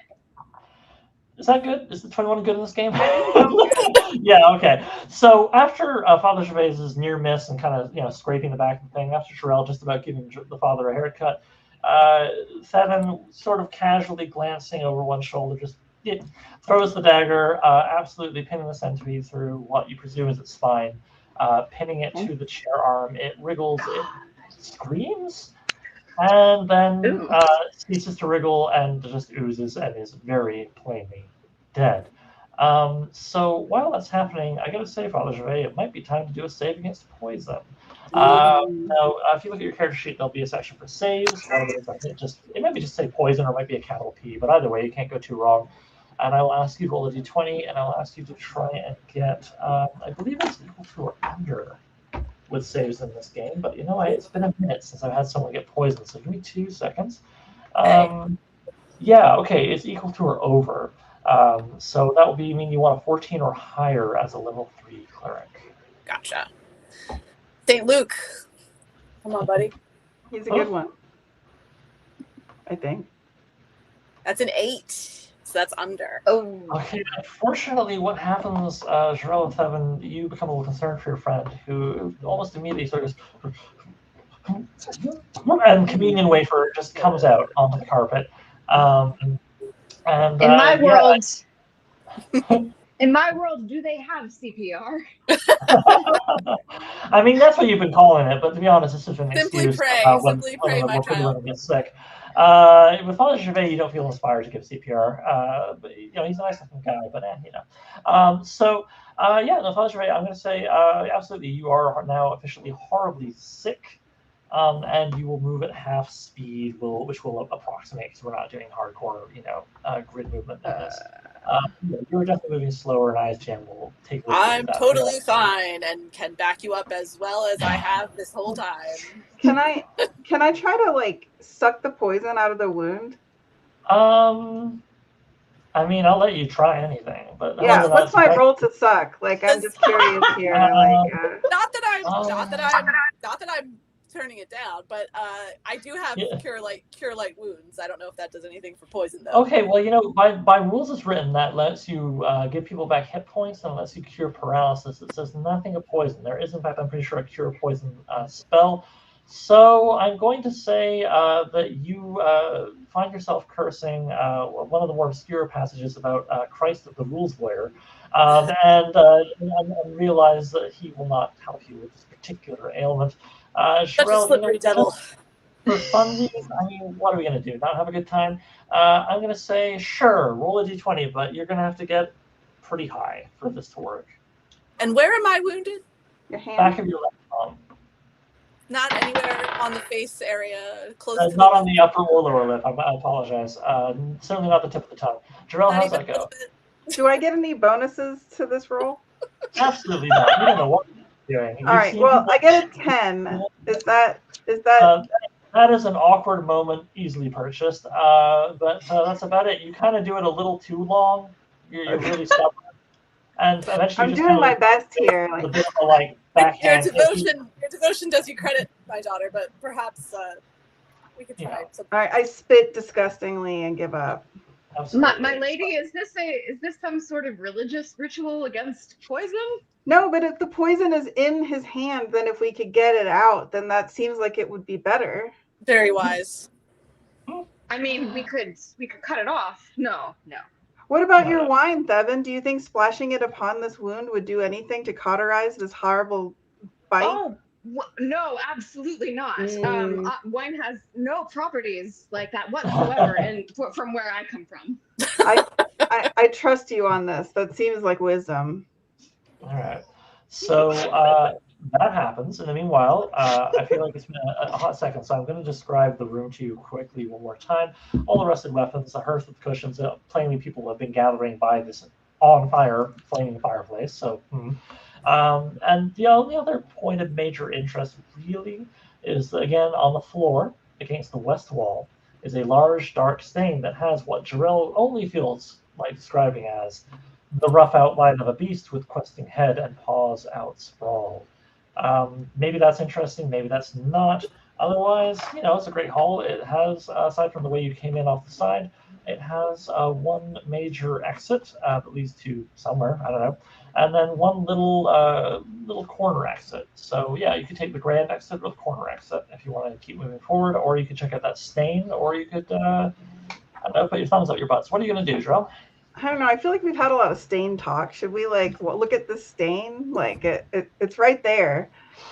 It is right there. It looks an awful lot like wine. Perhaps it is an indication of a cellar somewhere. See, to me, it looks like a rough beast with a questing head or something. So I think we should maybe resolve this Rorschach test and see what may have lain there. Unfortunately, it would seem I've made the classic Game Master's mistake of over-describing something. So everybody goes, okay, that's got a big red circle around it. Maybe that's important. Triple the shares. No, he hasn't described the shares very much. Anyway, that's all right. So, all that said and done, who exactly is going to go check out that stain? It sounded to me like Thevin was really excited to see what the stain looked like. So I wouldn't want to stand in her way. Of course, my lady, I will examine the stain. All right. Perhaps Jirel bravely hangs back while Thevin looks at this. Okay, interesting. So, you hang back. And, Thevin... No, I'll be right behind. I'm not really hanging back. I will be right behind Thevin as we approach the stain of the questing beast. Okay, so important distinction, and I would say this whether or not there was a funny effect, but important distinction, Thevin, do you touch the stain? Do you stand within the stain? It's on the floor. It's against the west wall, but it's on the floor. Do you, I don't know, what do you want to do with it? How do you interact with it? So Thevin kneels down beside the snake, and she looks at it, but then she presses her cheek to the floorboards a little bit, and she kind of smells it to see if it does smell like wine. Oh, good, great, yeah. All right, so Normal things. you do that, and I mean, it smells. Well, you were expecting a smell of copper. You figured probably blood. I mean, it's very dark. It's Of course. some beast was killed here maybe for a feast, and they were sloppy and did it indoors. I don't know. It could have been a boar or something, but although it's closer to a bear in size. It smells musty. It smells like a cupboard that hasn't been opened in a long time. It smells. Roll a d20. Why not? All right, roll well, the sniff. Yeah. It smells like a roll rolling a two sniff. d20. Yeah. That is a whole 5. Oh man. Yeah, it You're a little smells stuffed like up today. it smells like odor, classic odor smell. So that's what you pick up from that. It seems about all you can get from it. Well, my lady, it seems this stain is so ancient that I cannot tell its origins. I had hoped perhaps that it might be wine, but I do fear it is unfortunately blood of some sort. All right, Jirel, bolstered by the knowledge that we just hit $20,045. Hooray! Bolstered by that knowledge, you hear what Theven says, and you question what to do. I guess if Theven is unconcerned, is it okay? So like, does it in the low torchlight of this great hall? Does it gleam or is it pretty matte? Like, what's the finish on the stain? Does it look... It's a glossy 20x4 print. No, it is extremely matte. I mean, aside from the fact that I personally, Oliver, loathe glowiness as an indicator of supernatural stuff, just by description here, it is absolutely like a dark, matte, shadowy state situation. Yeah. And where are you standing, Jirel, when you check it out? I'm standing behind my canonically shorter companion, sort of peering over her shoulder at what she's like whiffing right now. I'm going to allow it, and that's a new one for me at the gaming table. Okay, so that's you're not standing within it. You're not touching it. You're not okay. I'm not standing within it. Oh, great. Okay, so like that. I'm hearing the word. Because it's kind of dark, and you might want to crouch down and get closer. You might want to lean over it. You might want to get a closer look, but that's up to you. I'm actually going to sort of before Jirel does want to touch it. Jirel's always like, oh yeah, let's get up in it. But like before I do that, it occurs to me that we never did look like the chair was facing the fireplace, right? Yeah, though at this point, Father Gervais has seen that. Well, there's that centipede there. There was nothing in the chair but a bug. That's like correct. Right? There was a very stately, princely bug. It was a very large bug, my lady. Sure. It was a long centipede. I mean, this sucker earned its place. It gets the big chair. He was just being cozy. Like, all right, sure. Okay, well, then I guess I will cast a look over my shoulder just to make sure no one watches from behind and then there's no one there? I mean, not other than Father Gervais, yeah. Okay. Then I guess I'll be like, do you think we should touch it? To Theven, my bosom companion, my true compeer. Like, what do you think? Like, should we touch the stain? Oh, my lady, you should absolutely touch it, but carefully. All right, I put my hand in the stain. He knows not the meaning of the word. Yeah. That's carefully. That's carefully. Father Gervais is just like. I'm honestly surprised she didn't touch it right away. Well, a bit out of character for her. Being a leader means caution. Knowing like the relative, ability scores of one's retainers, right? So like, I'm not. I'll ask before I. But if they say go, I'll put my hand in it, like right there. Right, so, Jirel, you raise one mighty palm that has throttled many a foolish opponent, and place it down within the stain. Curious to see what that feels like. I mean, my vision is I'm gonna do like a like a that thing, right? Like where you Alright. get a closer look, right? So But you put your hand down in the palm, and you, sorry, you always have when the GM kind of overstates your action because they want something. I'm like, you just like motorboat the stain, like just shove your face in there. yeah, exactly. Yeah, That's my yeah. vision. Get up in there, my child. Yeah, sure. But it does sound like, all fairness, you are firmly planting your palm in to try. Yeah, I'm touching it. So you do that, and of course to do that you have to crouch down, get kind of get in there. But we'll say maybe one of your knees gets a little close to the edge there. We'll say and as a result, you do that, and you kind of bring your hand back up, and you're like, this is what you want to do, right? Like, yeah. And so you're doing that, kind of like, what the hell even is this? You know what, Thevin was right. It smells extremely like odor. And while you're picking that up and trying to maybe get something more specific, you sense a presence. Now, when I say you sense a presence, do I mean you feel a cold chill? Do I mean the hair on the back of your neck goes up?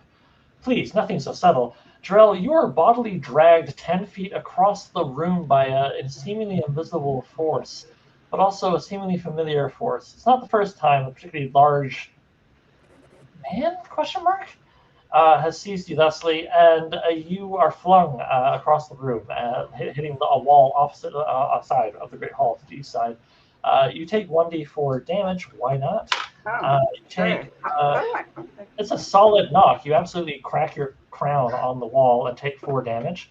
Now you're pretty robust. You'll be fine on the average, but still, what the hell? So that happened, and Jirel,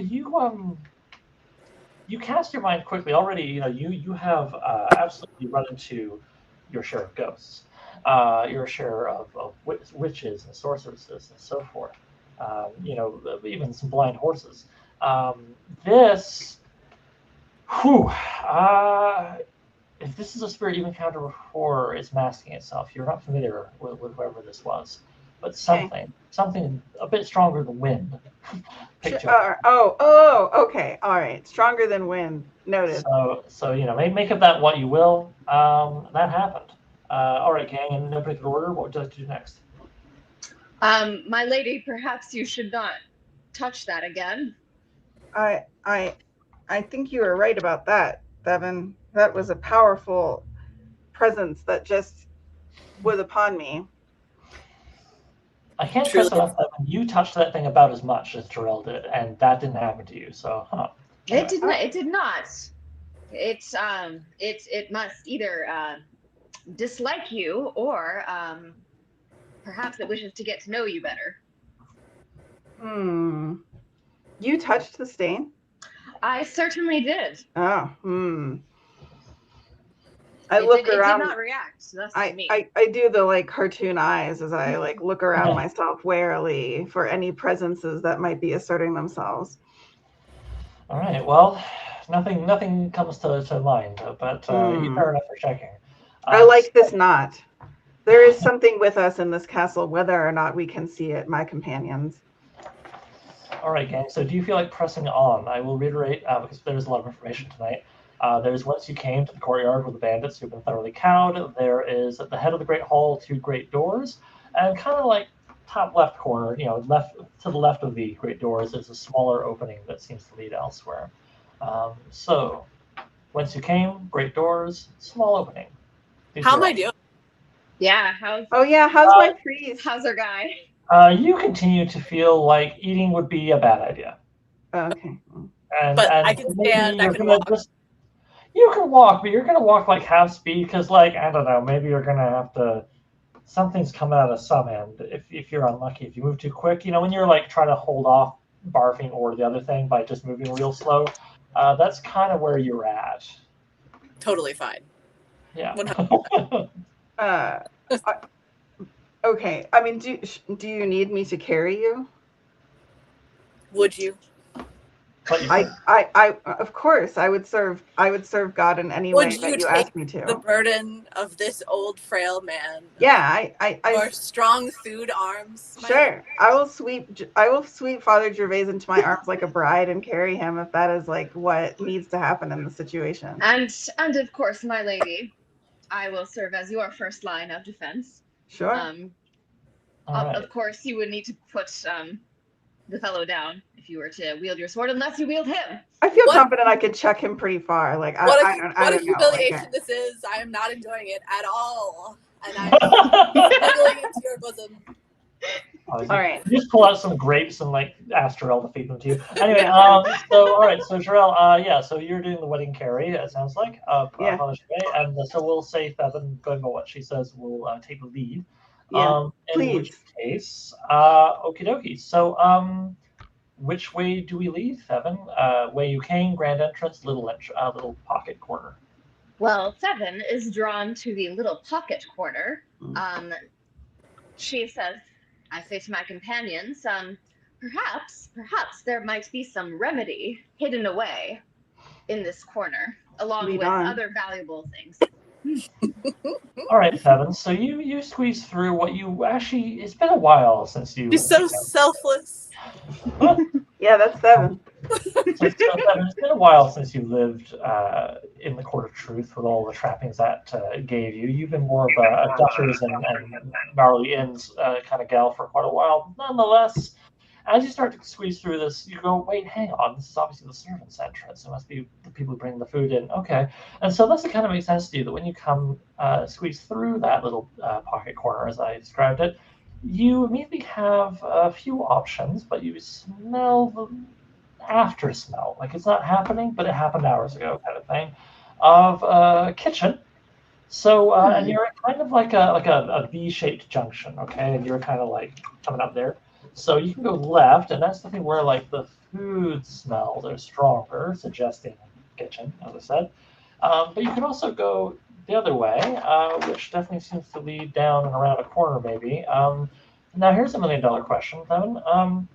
The Great Hall had that hearth burning, so I didn't give a hoot about light sources, but there's no light here unless it's light you make yourself.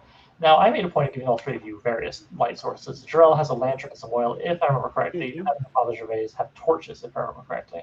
And yep, and I've got a tinderbox. Yeah. So yeah. So, you have tinderboxes, so, not a problem to make some light. But it does mean that one hand of yours will be busy with the torch. You can wield the sword or dagger in the other, but of course you cannot wield both anymore. My lady, I shall be your light, as I have been all these years. It's true. Hold it. Yeah, I'll hold it. Yeah. Okay. And then Theven looks at Father Gervais and takes a whiff of the kitchen smell, and she looks between the kitchen and Father Gervais, and she's kind of looking on the over-under of how we're feeling about the kitchen. Do what you must. Do what you must. Turns to Jirel and says, perhaps we should go the other way and avoid whatever or whoever might be cooking. I do not object. I think I can hand off my lantern to Father Gervais if he wishes to carry it as he rests gently in my brawny, dewy arms or whatever. So it pains me to be such a burden. You're never a burden, Father. You lighten all of our burdens with your holy presence. You are good.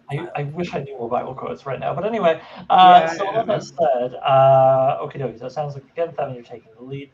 So Theven, I will ask you to roll a d10 for fun and profit. For fun and normal reasons, and nothing to worry about, right? Yeah, it's chill. All right, that's a 9. All right. I mean, that's great. That's a good result. So, okay, I failed my poker face roll there, apparently. So as you start heading down the other way of that V, you actually have one more choice to make. So you can do one of two things. You can either, I'll just keep using this for the map, you can either go in a door that's almost immediately here on the inner side of the wall, right? So it's like you start going through the door almost immediately, or you can go further down and around the corner to another place. So immediate door or further down around the corner to another place. There's no smells to guide you. You could, however, do the classic old school D&D move, putting your ear to the door to see if you can hear anything, which is cool for that. But you could also do something else I haven't thought of. Don't let me limit your options. You are playing a full-scale RPG here. You can do whatever you want to try to do. So, what would you like to do, Theven? Well, I was going to do the listen at the door trick. Love it. Please roll 1d6, and on a 1, maybe you hear something. All right. I A 1 got is a good 2. thing. Unfortunately, not being one of those elves you've only seen in marginalia of sacred texts, a 2 would have done something for you there, but your rounded, smaller ears detect nothing of note. So, with that information to go by, do you choose to enter the room or go and go past it and go around the corner to somewhere else? 7 casts a glance at her companions and she says, well, where do you think we should proceed? Do I have any like castle knowledge to sort of make me assume what this might be in terms of like architecture? Yeah, okay. I mean, I'll give you that. I mean, you are only the lord of a castle. Yeah. So, given the fact that with the caveat that all castles are built, with certain common chambers, but also more or less to the whims of the lord or the lady or whomever that owns it, you are like, well, the kitchens, so we can smell kitchen stuff going down that other way. Presumably, there's a larder and a pantry, more or less adjacent. So, okay, maybe this is one of those, or maybe it's the secret torture hut of some old pervert. Maybe it's where the thing we're after is. You never know, right? Like, they just might keep it right there. And bread, like yes. Sometimes you need 2 things. I will say, given its proximity to the kitchens, I wonder if this is not a pantry or storeroom. We could make a note of it and press on, or go in. I leave it to you. I think we should come back. I believe we should press on. I personally would not store a piece of treasure in a storeroom, but then again, perhaps that is the last place anyone would expect to look. I think you are right that we might do better to press on in this instance. I trust your instincts. Very well. I shall move forward. Yeah. All right. So with that in mind, does moving forward mean going past this door and around the corner, or does it mean going back to the Great Hall and checking out those 2 big doors? I'm gonna go around the corner. Okay. I would also like to check her tracks, though, just in case. Or pardon me.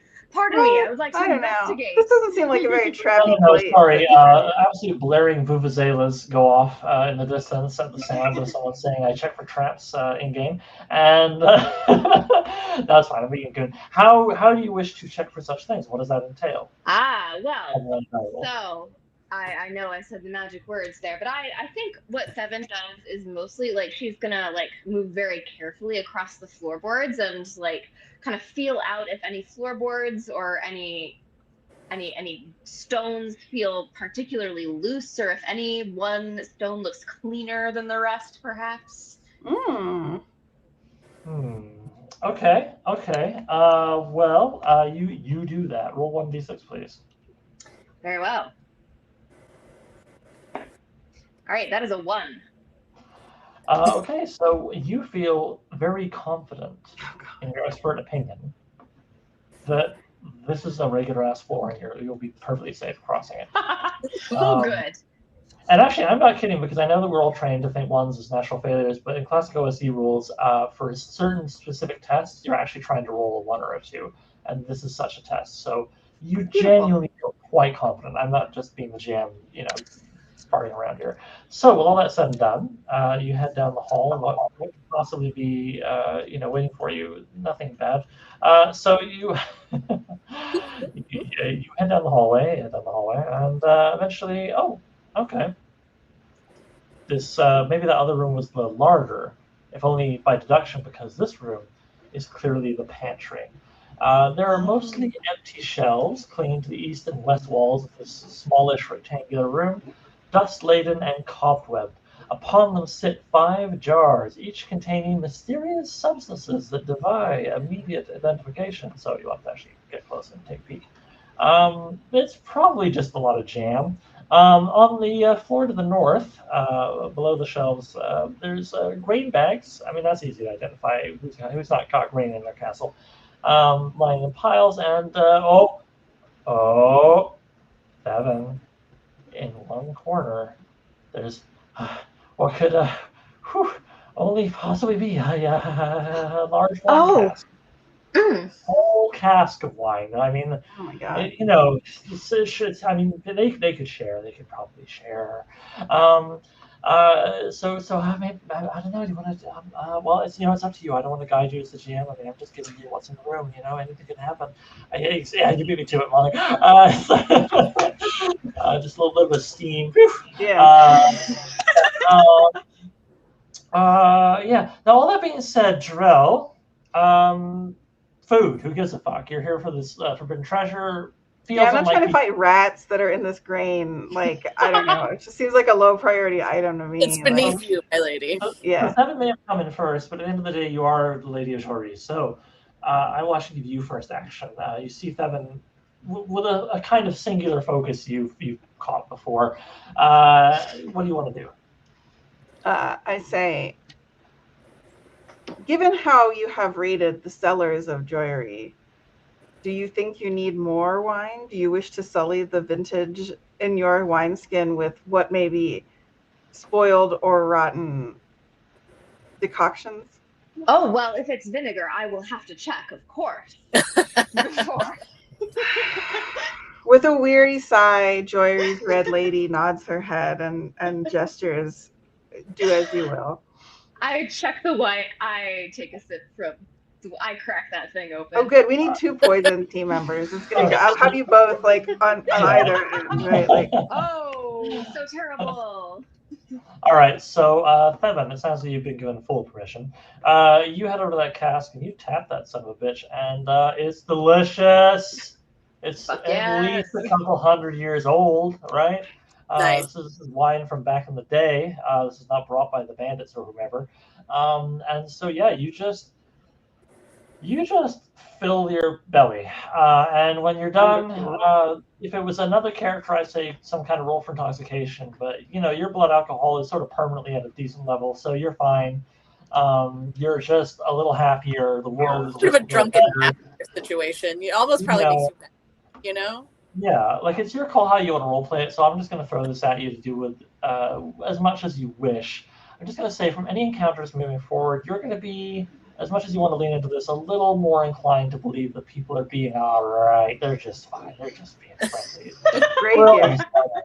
We're just having a good time. We're having a great We're just having a good time. time. I wish I had wine. I just have vodka made out of hockey players. It's a very Canadian thing.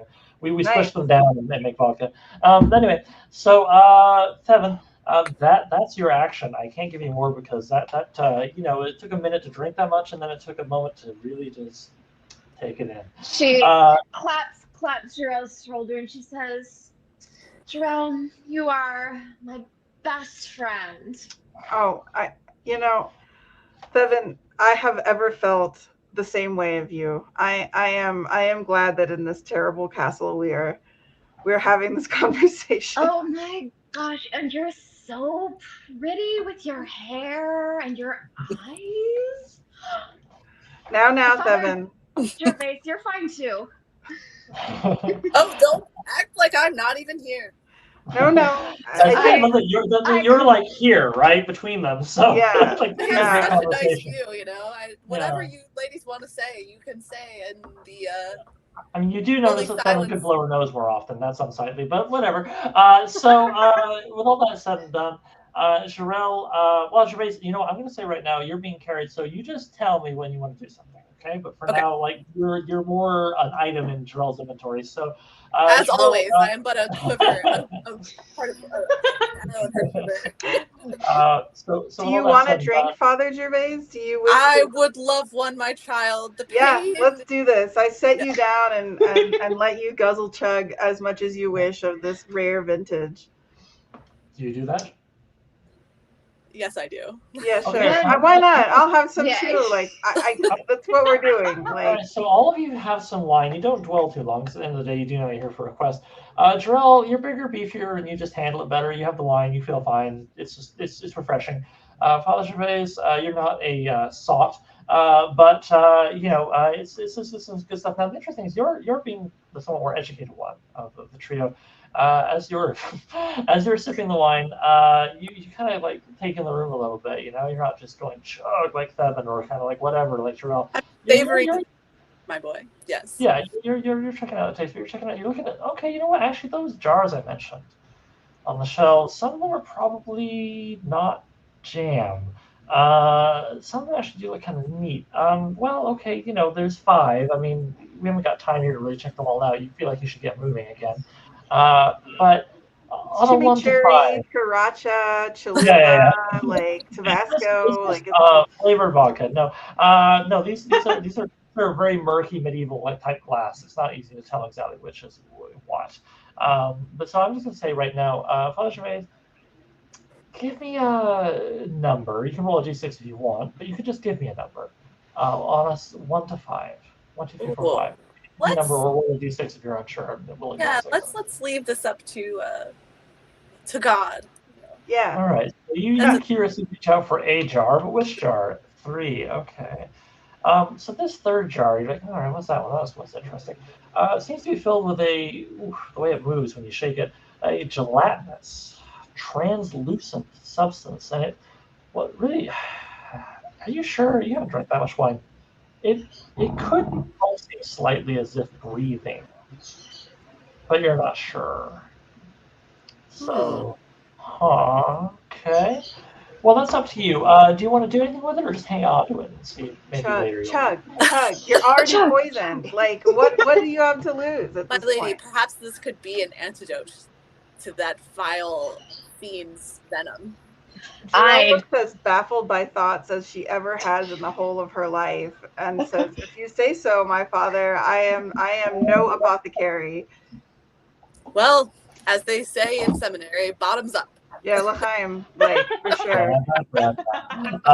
Okay, so with that said, let's see how quickly I can find this. Oh, hello! Sorry, this is a beloved guest, Bryn Hammond, one of our Ness authors, although she exists outside that, of course. But yes, anyway, hello, Bryn. Thank you for joining us all the way down from Australia. So, in the meanwhile, what have we done here? What have we done? Father Gervais has drunk something terrible. Some stuff, yeah. Well, like I said, they say let go and let God, and I have let go and let God. So like I say, gelatinous, translucent, pulsing, almost like a lung. Probably delicious. You drink it. How do I even describe it? What does it taste like? It doesn't really have a flavor. And it tastes like flavor, just like it smelled like odor. Yeah. It tastes like oddly descriptive this place. It tastes like substance. But no, what it tastes like is oh dear. Now remember how I said that essentially you're experiencing terrible nausea and gut distemper from the centipede's bite. And that has made you feel a little swirly, a little like, well, I shouldn't move too fast. I don't know what might come out of me. It'll be a bad time. Well, what's kind of fun about this is you drink this, and the next thing you know, you kind of go, Jirel, it's fine. Put me back down. I was standing fine. And then Jirel, if I may give you a little bit of dialogue here, says, I'm not carrying you. Father Gervais, you are currently levitating about 3.5 feet off the ground. Your feet I'm ascending. And you kind of, you ascend, but it stops around here. Just about 3.5, 4 feet. Oh, it's hover juice, of course. You levitated, and whether or not you can guide that levitation, I don't know. You'll have to see what you do, but that happens. What wonderful magic is this? By my faith, I am made light of body as well as of soul. Oh, yeah. You push him along. Yeah, we got to tie a rope to him like a balloon. I have a cassock. You can hold my. Oh yeah, like that thing. Yeah, sure. Yeah. I will say this, Father Gervais, you do briefly remember reading some pagan myth, something about a heart and scales and feathers and weighing one against the other, where you go in the afterlife, and you wonder, is there some merit to your weight and where you go when you die, and what effect does this have on it? But you don't have a lot of time to think about that, because Jirel, I'm going to, as we are getting nearish to the cutoff, although we can go a little further, everybody's down, I would keep going. But now I'm going to say we're nearing-ish things, so we should get moving. Jirel, you are seized by impatience. And why are we titting about with wine and food and some kind of goo? Father Gervais is hovering. This is irresponsible. So I'm going to say, Cheryl, I would like you to decide where you charge off to. Do you charge off to that door that Devin wasn't fussed about? Do you charge off to the kitchen? Question mark. We'll presume it's a kitchen. No, let's go through the big doors. Let's get this door. party started. I mean, I guess we've already gotten it started. Let's keep this party going. Hey. By right. and can Gervais walk? Do we have to? Well, I'm going to say, Gervais, you you do find you can guide yourself a little bit. You sort of do this with this, and It looks real cool. Yeah, sure. It looks real cool. You cannot move very fast, but you just about hold up the back end of the party, and it is more comfortable actually. So your illness from the centipede poison is not cured, but it abates slightly as you sort of float along. You'll have to think about what this means in the grand scheme of Devils and Angels later. So yes, we go to the Great Hall, we go to the Great Doors, we go to have a great time. Can I do that cool thing that Aragorn does where I like push the doors open real dramatically and like I shake my hair? Yes. Great. You absolutely just fucking Vidal assume this shit. Yeah. All right, so you come in with them behind you, Father Gervais, like, hey, wait for me. What is happening? Anyway, you go into a large, squarish chamber with, in a far right corner, staircase going up to somewhere. You think you kind of think maybe a southeast tower if you got the gist of this place, but that's a ballpark estimation. What is the room you're in though? What's going on there? Well, pardon me, it's me headbutting my mic. That's always good. What's in here is a more intimate room for presumably the inner family, the friends, the advisors. There are fading tapestries, fine furnishings, and decorative rugs, suggesting a once comfortable setting. Remember, in 200 years. A small fireplace to the west is also lit. And the tapestries, well, they're sort of what you'd expect. They're portraits of warlords and scenes of fox hunts and battles, the usual faff. The staircase, where does that go? You'd have to go check it out. The tapestries, you could look closer, see what they're all about. And in the meanwhile, as interlopers, I would like, Father Gervais, while you're bubbling along there, why don't we have you roll a d10? Okay. For good things. See which one do you think good happens. That's a 5. Okay. So, I'm very happy that you got this result. It's a fun little thing. Gervais, you get to roll a second die. We're drilling down here. I'm going to roll a 6. A d6? Please. All right. That's a 3. So a 3. Okay, this is one of the more subdued results. For reasons unknown to you, or at least suspect something supernatural, the temperature in this room, despite the fireplace in the Great Hall, despite the fireplace in here, the solar, the temperature drops sharply. Breath becomes visible. Frost forms on nearby surfaces, and all three of you feel a deep, unnerving cold. So that happens. In the meanwhile, as I say, we've got Stay alert. Check them out more. You've got the staircase heading out, and you got the great doors going back out of here. What do you all want to do? Devin, we haven't checked in with you for a second. Actually, what's up, Devin? Oh, it's wonderful. We're having a great time. My lady, my beautiful lady, my angel, my perfect redhead. What shall we do? It's very cold. Shall we huddle together for warmth? This is the AU coffee shop. Yeah. Don't allow yourself to become chilled, my lady. You must. Yeah, we're very cold, and we don't plug bedded this in. Sorry, go on. There's only one bed in this whole castle. Well, is there any? Okay, so do I feel any like presences like I did when I was getting tossed about by the dog stain or whatever it was? If you do, it's a faint version of that. Very faint. But it's hard to say. Honestly, this is not a science, right? You feel like faintly that there's something supernatural afoot, but does it have that character that the wind did earlier? Not really. I think we should press on. We have a duty to the 20 men that are being held by Give whoever, and we need to probably get that thing and go back. Damnably handsome Gigolo. Yeah, that guy. Like, He's not at all handsome. Stop We must- saying you. we must show him up and lay him low in all directions. He is not perfectly your type, my lady, nor would I say such a thing. No, certainly not. No. Inwardly, Father Gervais rolls his eyes so hard you can hear what sounds like marbles. All right, so Jirel, with all that said and done, really it's just pressing on then, as you say, through the stairs. Where does that take us? Now, as you're going up the stairs, you could keep going up and up and up, but about halfway, a third, you don't know, it's not your castle, a ways up, you can see to your right a doorway. Want to check it out or keep going? I think Devin does. I see a look of interest on the face of the Chevalier, and I think it My is. lady. I think we're My gonna have lady, to look at this. perhaps Absolutely. we should take just a little peek. We have in climbed there. many stairs. We can take a rest in this room. And who knows what we would miss if we walked I'm past. delighted that Devin's taking lead here. That why this will be revealed, I'm sure. But in the meanwhile, Devin, just for funds, could you roll a d10, please? I love rolling dice. Let's see. That's an 8.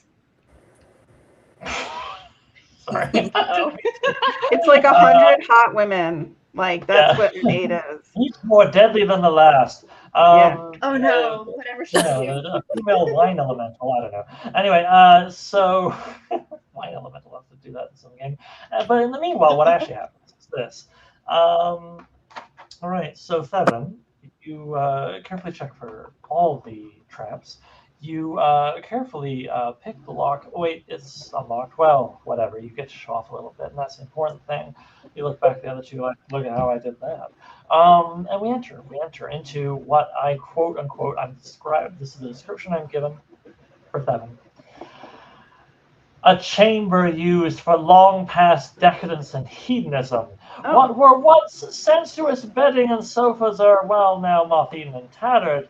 Faded, erotic images are painted on the walls. A small chest contains silk robes, slippers, and you check undergarments. In the center of the room stands a large, elaborate water pipe with 4 hoses and mouthpieces. Some in the heathen realms call it hookah. The bowl. Gotta fill that bowl. At the top contains a thick, hardened resin indicating experienced smokers. I added that. On the sofa, a skeleton sits as if lounging. It seems to be wearing jewelry at a glance. A diamond ring and 2 metal, you have to look closer, bracelets. And in each hand holds a small dagger. How stylish. Now, it says if any light in the room is cast. Well, Devin, you're not holding anything, but Father Gervais, you're still like the floating lantern, I presume at this point. Yeah, Well, that's perfect. It's the fate of all so magic users. we're kind of assuming like Devin's in the front, Jirel's in the middle, Father's in the back. So I'm going to say there's enough light, Devin, that you are very like, ooh, and see what I've described. Not even though maybe this is quite the chamber. What a way to go. Yeah, this skeleton lived a good life, you presume. All that said, you don't have the best look. If you want to, check out the erotic art, you got to look closer. If you want to see if the bed has a secret compartment, you got to look closer. If you want to, what metal are those bracelets? Gold, bronze? I don't know. You got to look closer. So I guess what I'm saying is everything I've described, if you want to interact with it or, just learn more, you can do it. Smoking skeletons. This place is a den of sin. I must more closely examine this artwork to know exactly which sins we're dealing with. Yeah, I agree. Yeah. I think we should inspect every single erotic tapestry and find out exactly what they contain as read to us by Oliver. Let's figure it out. All right, so yeah, here we go. It's important to know when dealing with demons what exact demons for sure we're dealing with. It's true, and we simply need to know what might have killed this wonderful person in here detail. who is just easily living their best life and their best death. This is very House of Hope from Baldur's Gate 3. I'm really enjoying it. Yeah. All right. It's 9 o'clock, but I think we're all having a good time. So let's press forward a little bit, unless anybody has to go. Okay. All right, let's do that. So let's go a little further. We'll play it by ear. With that said, Theven, you're entering first, and it sounds like you want to inspect the skeleton or something else. Yes. Okay. Yes, so I will look at the skeleton. So you get close to the skeleton. Well, the forearm guards here are bronze. Probably not worth a hell of a lot, but not worth nothing. That's all right. But that diamond could take someone's eye out. In fact, that diamond could replace someone's eye if they were fancy. That thing is, that's worth hundreds of gold pieces. You'd have to get it appraised to really know exactly how many, but this could buy a winery. Never mind a lot of wine. So that's exciting. Do you wish to try and claim it, or will you leave it for someone else to enjoy? No diamond should be shut away to wither in the darkness. Diamonds, of course, need to shine. Okay, so I regret to inform you that as you... Oh, Bryn's trying to give advice here. Yeah, I regret to inform you that things do not go as smoothly as you would like, Theven. In fact, Theven... Oh, no. Theven, What? I'm shocked. I'm just going to say, could you roll a 8-sided die 4 times and then total it? Ooh. Okay. Now, what this means is how many diamonds you get. The ring actually multiplies into many, many diamonds. It's really cool. Oh my goodness. Yeah. It's a good thing. Yeah, Okay, so we got 4 plus... What's 4 plus 7, guys? Is that... 15. 4 plus 7? Wait, what? I'm looking at a bunch I'm not of good 8s at on math, page but I think that's 11. 11? I think that's 11 too. Yeah, oh my god. I promise any authors who work with me, I do calculate the royalties correctly. Jesus. All right, so sorry. It's 11, a tough wow. job. It's a tough job to be the one doing all the math. That's Yeah, rough. no, and I definitely have this much marker when I do the math. So sorry, Theven, what else did you get there? So I got a 7, a 4, a 2, and then one more. Okay, so 13. And a 5. 18. All right, 18. so we got there. And 18 plus 8, if I remember correctly, is 26. You said with great surety. Sure. Okay, so it sounds like we have kind of a bit of a cliffhanger battle here. As the skeleton gets up and lunges for you with both daggers. And by daggers, I mean basically short swords. These are huge. You got closer and realized they're not literally short swords, but imagine daggers that are like about a foot long. They're quite intense. So with all that said and done, I mean, it almost certainly surprises you, let's be real, but nice. So I'm going to roll a die, and on a 1 or a 2, it surprises you and gets first action. Otherwise, we roll initiative standard. And I will not lie, because lying is boring. I regret to inform you, I rolled a 1. Yeah. So, Theven, you are going to enjoy being attacked by this skeleton, which is, well, I mean, you're kind of inferring from the hip bones and stuff, probably was hot. So probably can do no wrong, but what it can do is have 2 actions. So it's going to try and stab you. Now, if I remember correctly, your AC is 14? It's 14. Yep. All right, so I know I really buggered my math a second ago. 16's higher than that, I think. Oh, yeah. So, yeah, okay, that's no good. But before we roll damage, we're going to roll for the other blade, where else would it put the blade? So, it rolls a, okay, and then it gets a plus 0. Okay, so it, yeah, okay, so you're very lucky. One blade sort of kisses along your side and, just opens like an envelope, just a thin line in your leather armor. But the other blade goes right in between 2 of your ribs, and is not going to feel very good. But how very not good is it going to feel? Let's find out. So, I'm sorry. The other blade also goes into your torso. I missed it against a plus 4 to hit. So it just straight up is like, hey, how are you? It gives you a nice hug, putting a sword in either side of your intestines. Like a cob of corn at a barbecue. Yeah, what a way to go, Stabbed by a hot skeleton is what we all want. Yeah. So not a good time. So what happens then is, I guess Oliver rolls for damage. Oliver double checks how much damage that is, which is, okay, it's 1d6 plus 2 per blade. So first blade is, oh good, I rolled a 6, that's 8 total. And then I rolled a 4. That's 6. So, Seven, how much health do you have? I was at 12, so I'm down. So 14 in some cultures is higher than 12. Not in France. I've been to Paris, and I feel like that's not true in France. So like, Okay. I'm just gonna say like So I'm just gonna be, I'm gonna be a little rubber band on this, but I will say for sure, Thevin, you reach out to get that diamond, and then we all just hear like a wet, and the skeleton is absolutely just, as I say, corn cobbed you on either side of your guts, your intestines. You've never really felt them moved before, and you would prefer not to feel that again. And then just swords come out.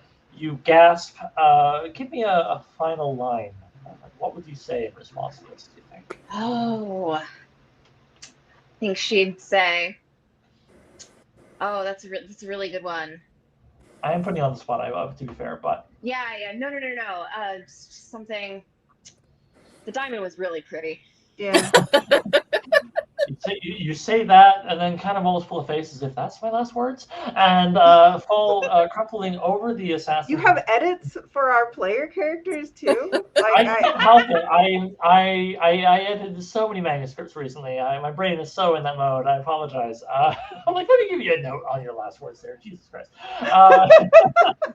Also, remove the italics for emphasis. What? Oh, anyway, man. So,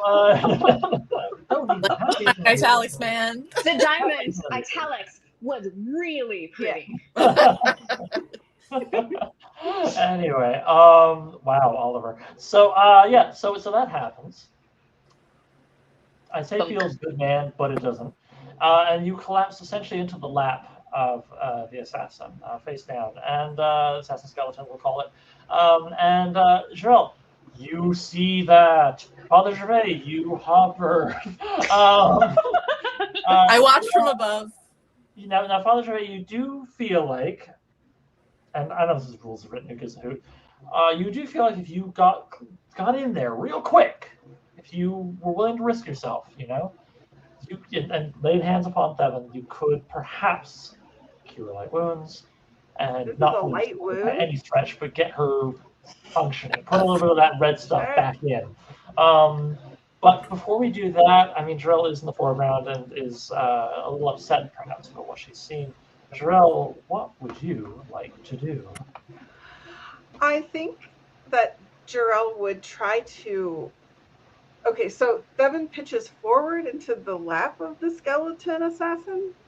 More or less. Is there any way that as she's tumbling that I could grab, like, the nape of her, like, I don't know, whatever, she's got leather armor or something. Yeah, like, I love that. Just grab the pull her away and back. No, leave me here. This is where my head... ought to be.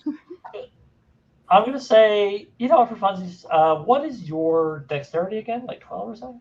13 of them. 13. All right, give her. Roll a d20, and I'm going to say if you get a 13 or less, you pull this off.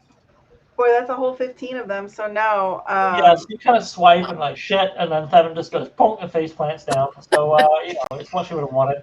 What do you then, Jirel, I'm going to allow as a free action, because the skeleton is going to have to move Thevin anyway, so it's not going to be able to attack immediately. So as it's kind of like, just like moving her, what do you do? I guess I try to stab its bones. You can kind of smash it, bring the sword down. Yeah. Okay. Maybe I'll try to bring the pommel of my sword down on its skull to try to shatter its orbital socket or something. I don't know. Yeah, I take it. All right. I'm gonna say if you hit, all right, you're gonna roll a 1d6 instead of a 1d8. However, being a skeleton thingy, it is more vulnerable to bludgeoning. So it'll be 1d6, but I will double the damage. But let's see if you hit. That's the biggie. That's a 3, so a 6 bludgeonings to the skeleton's. I regret to inform you, the skeleton. There's a reason I keep fucking up and saying assassin. It is in its past life. It was something more than a hedonist, although it was also that. And it absolutely just moves out of the way. Masterly, you were not expecting. Father Gervais, you're just bubbling along, dude. What do you want to do? I would never allow my lady's boon companion to fall to this undead creature. I'm going to lean in and lay on hands. Okay, so given the skeleton is busy with the big tall warrior lady, I'm going to say it does not Jim Jam, and I'm going to say, yeah, why don't we cure some light wounds? Father Jirel, please roll 1d6, and hope you get at least a 2, because this is, well, I'm going to say 7 is where mathematically she would be, which is a -2. I know we need you to get her to we can really function, so you want to roll at least a 2. Okay, well, I did. I rolled a 2, and I get +1, so that's 3. Hey! Amazing. 7. You have, some say 1 is the loneliest number, but you're awake again, so it feels pretty good. You are, you're back to HP 1. You should probably take all the wildest risks imaginable, but you are back. So I'm going to say your round is spent waking up. Oh, yeah. You're not just leave it action, but we will come back to you. Unfortunately, obviously, that was your action. So I think the assassin skeleton, having shoved them out the way and dodged Jirel's attack, is like, large warlord. Maybe that's the threat. And how's it going? Let's see how that goes. Jesus Christ, Oliver. Okay, so it rolls a dirty 23, which I hear is higher than 15, 16, whatever. So, yeah, okay. Let's see about the other blade. Let's see where that goes. So I rolled a 19 again, which becomes a 23. So, well, Jirel... That about wraps it up for Jirel, I'm sure. So, like... Well, actually, you're pretty beefy.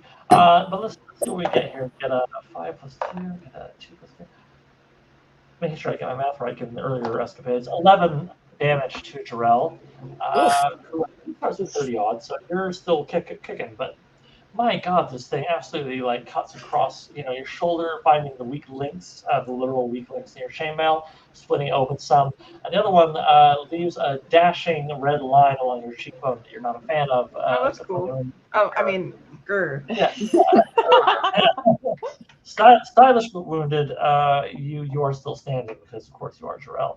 So, that done. Good grief. Let me think. We had Jirel, we had them kind of getting up, by which I mean just becoming conscious. You're still prone, let's say. And Jirel, you haven't gone for a second. So, okay, we're going to go Jirel, Gervais, Thevin. Jirel, I presume you want to bash the skeleton. I mean, yes. Obviously, Jirel does want to do that. You said examine the erotic lithographs.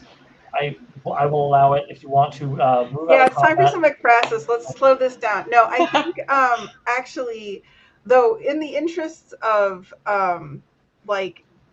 should Jirel perhaps gather up her companions and beat a hasty retreat, or I guess I have something. Sorry to withdraw the veil here, but okay.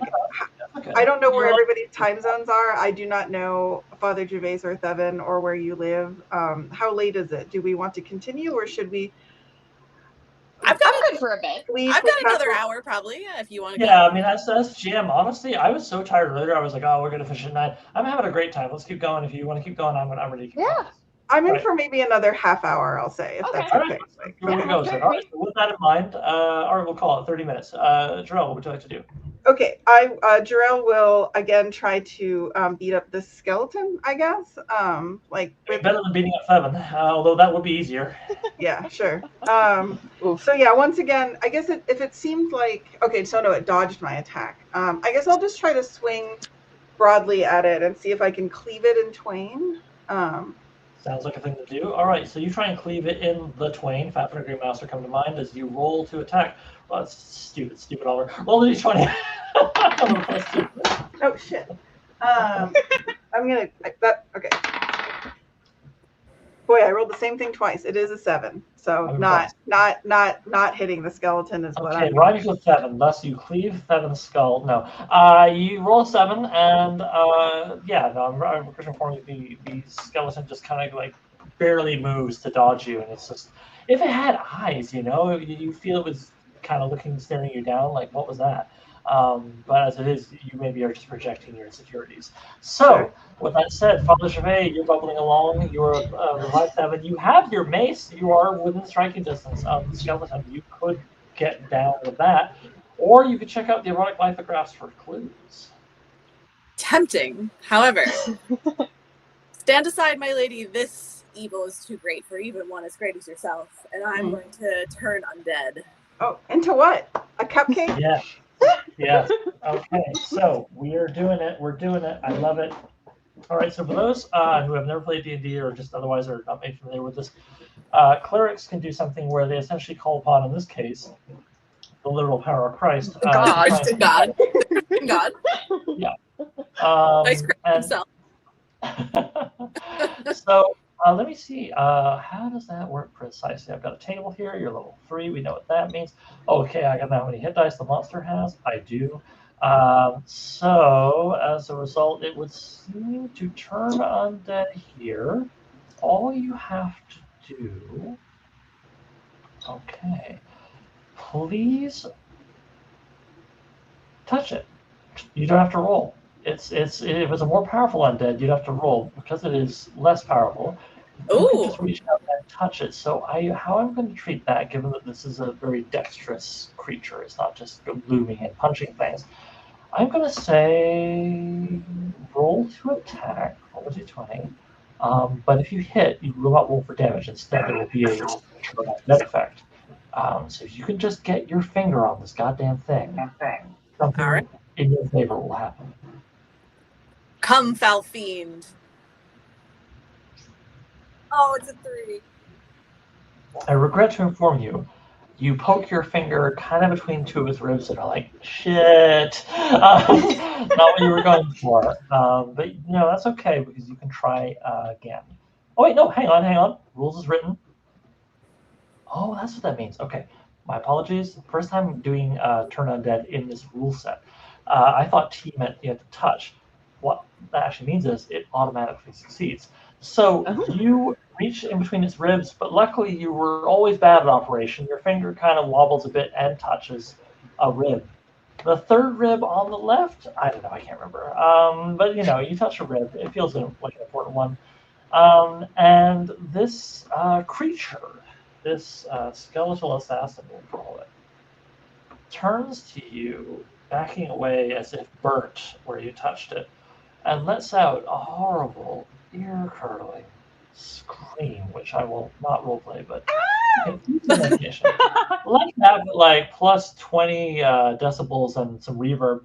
And everyone's. I just watched Annihilation this week. You know that reverse reverb they use near the end to make it extra creepy. Anyway, that Oliver, what the hell? And then it lunges past Jirel, who understandably instinctively goes and he moves out the way, and charges off into the corridor and away. It's Return gone. to hell. Yeah. It seems to be making good progress given how fast it moved. So, with that, you have turned to the skeletal assassin.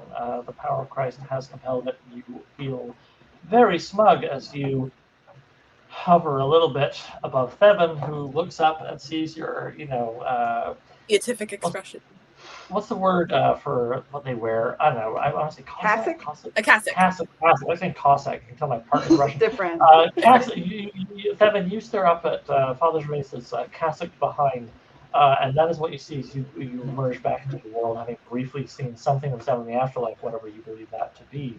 Enjoy the She looks at the priest up there. She notices the lack of the skeleton, and she just kind of like paws around on the floorboards, just kind of like, oh, but did the skeleton drop anything though? Yeah, is the diamond there? On her way out. I regret to inform you, the skeleton did not stop to remove its ring and drop its armor, so it charged off very with the inconsiderate. extremely Yeah, expensive what a jerk. ring.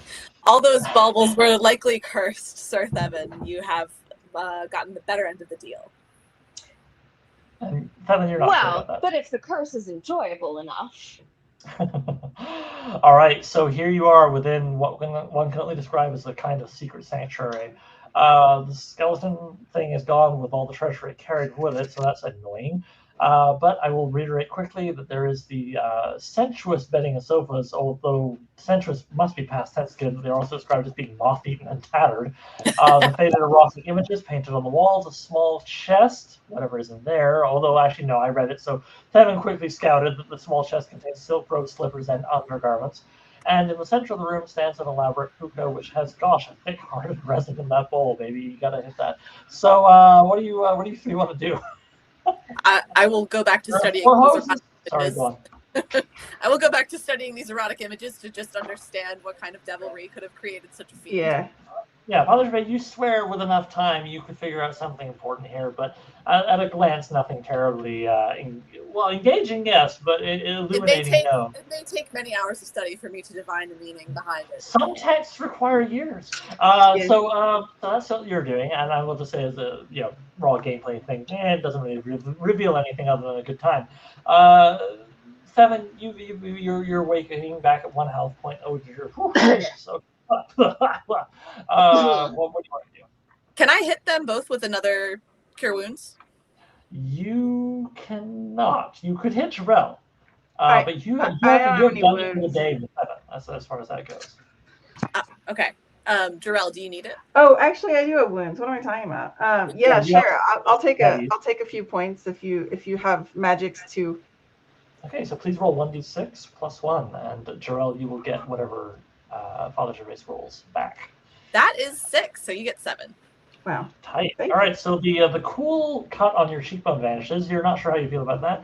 And the other injury along here feels a little bit better. So that's cool. That's cool. All right, so you're back to fully beefing, more or less.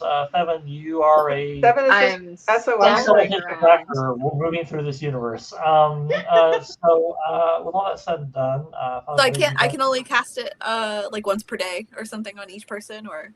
That's how I'm going to say, because it avoids just tapping us on the shoulder until they've regrown their leg. What are the rules is written? Who knows? Who cares? I'm jamming it. So, Jirel, I do know there are limitations. I mean, I'm not like totally nerfing you here, but yeah. Jirel, what do you want to do? I see no value in this den of iniquity. Shall we journey on and see what other horrors await us? I fear the most interesting thing, well, perhaps the second or third most interesting thing in this room has fled. I do not feel that I have the time required to give the artwork its due. Absolutely. Do you want to take the underpants and the casket at all, or are we hot footed out of here? I will certainly take those. Of Wonderful. Course. 7, you find some in blue... case we, in case we encounter the skeleton again, perhaps sure. they will miss it, obviously. You grab some blue silk bloomers, surely woven in cafe, the far west land you've heard of in this world, and you leave. You store those however you wish. I believe your character actually has a small sack, so maybe you stuff them in there. But anyway. I do have a small sack. There we go. All right. So then you put that in your wicked sack, and you guys head out. So you leave this. You go upstairs.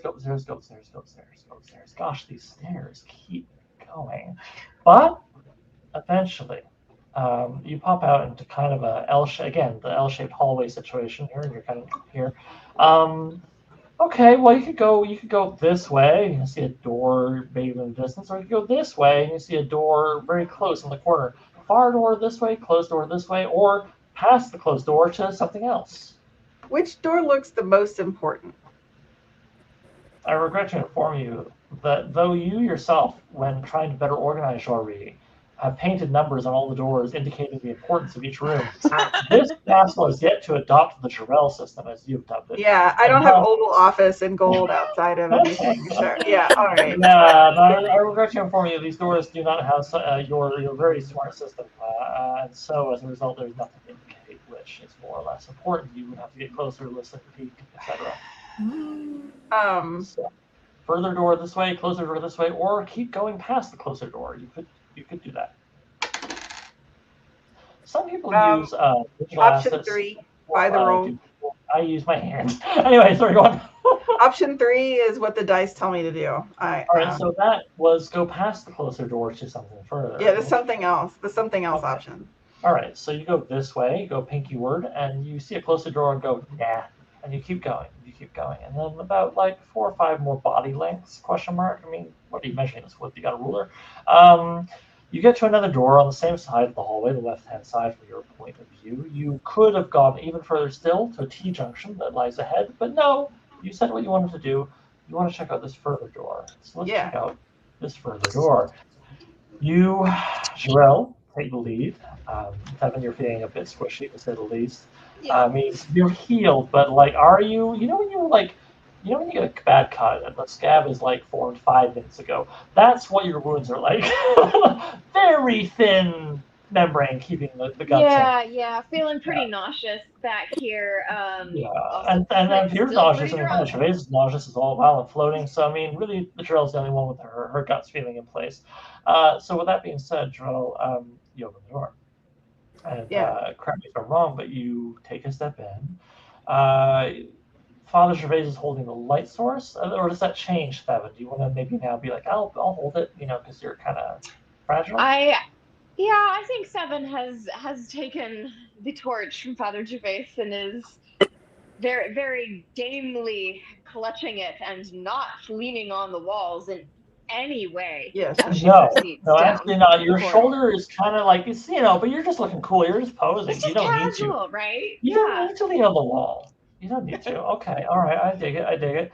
So with all that said and done, we'll say you're behind Jirel, so light illuminates what I'm about to describe, in which case, Jirel, you enter a room that reminds you of the part of your castle you spend absolutely as little time in as possible. Library? Bookshelves line the walls. Most of the books and scrolls are mildewed and, you presume, due to your disinterest, unreadable. A few at a glance, I don't know, maybe they're better condition. Maybe they talk about geography or weapons. Or, the history of kings and wars, Jesus Christ. But in the middle of the room, a little more of interest to Jirel's, is a large square table with an old, well, it's faded, but still, map pinned to the surface. Ooh, and there's ink marks that show troop movements and war plans. Now we're talking. This is the kind of reading worth doing. So it's up to you, Jirel, if you wish to investigate that map closer. I am very much rejiggering the text of the module here to your POV as I interpret it. I will say something else about your POV. Can you roll a 1d10? This is for how many gold coins just appear in front of you. An 8, I believe I heard? Yeah. Okay, that's cool. That's fine. Don't worry, you definitely didn't fuck up. So you roll a d8, and that happens. And you know what, Jirel,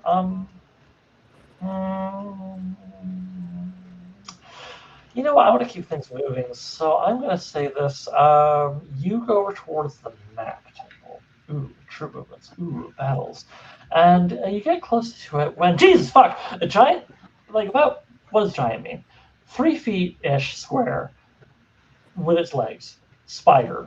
Goes, and comes up from out of the table.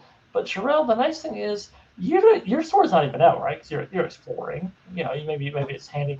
And you kind of reach for it, but before you realize it, you put your boot through its forehead and get green and bluish giant spider brains all over your fucking ancient Roman greaves. Oh, Jesus. Man. And you kind of like have to, it's a bit of effort to pull your boot out. That happens. Which I don't feel like spending time on a giant spider fight. You did that. That happened. Seven, you witnessed it. Gosh. Yeah, maybe I don't need this map. What? No, I mean, you dealt with it. Like this thing's dead. It's not like there's room for another one. Yeah, like, there's never more than one spider anywhere, for sure. Took up all the space under the table, I promise you. The sheer size of this hairy motherfucker. Listen, I'm not here for a map or to read. It's not my business. All right, okay. Well, with all that said and done, then okay. So you were like, fine, whatever. Yeah, never mind. Spider guts. God, I hate the library. But Seven, I'm gonna say just for funsies, why not? You know, you were trying to keep things lit for your lady, so you're not too far behind. You see everything I described, obviously, and Gervais, you're bubbling along. But you know what? Okay, you know, your POV, your priorities are a little different. You're maybe a little more interested in the fact that there are some fair condition scrolls, books, what have you, about geography. Rare volumes. There's collectors that'll pay a lot of money for them. Money, right? Shakespeare, sure. But you know what really catches your eye, and something Jirel missed because she was too busy putting spider brain on her big toe there. What you spotted is actually on that map table. Never mind the troops. That's fine, whatever. There's actually a small leather book with brass fittings and a challenge, a lock. You've got thieves' tools. I sure do. See what you can do with that there lock?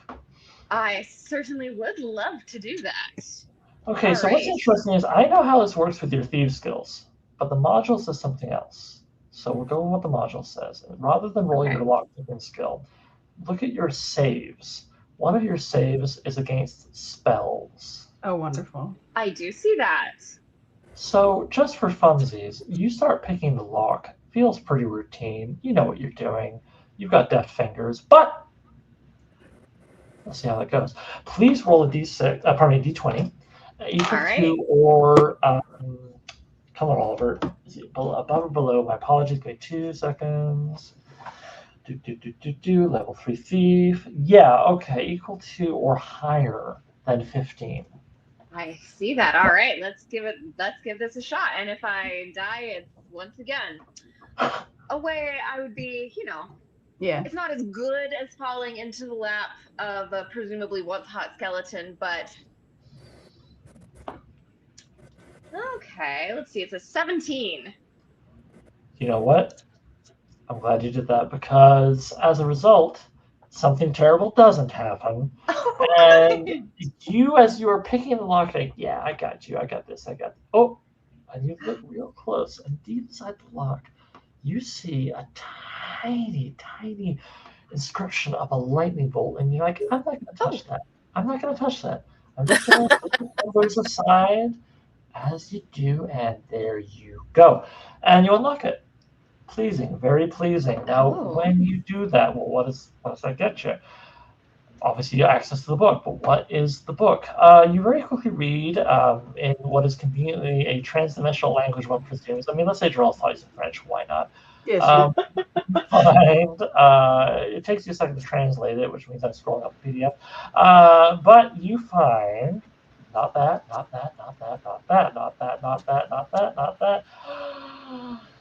The book of frantic scrolling. Come on, Oliver. Oh my God.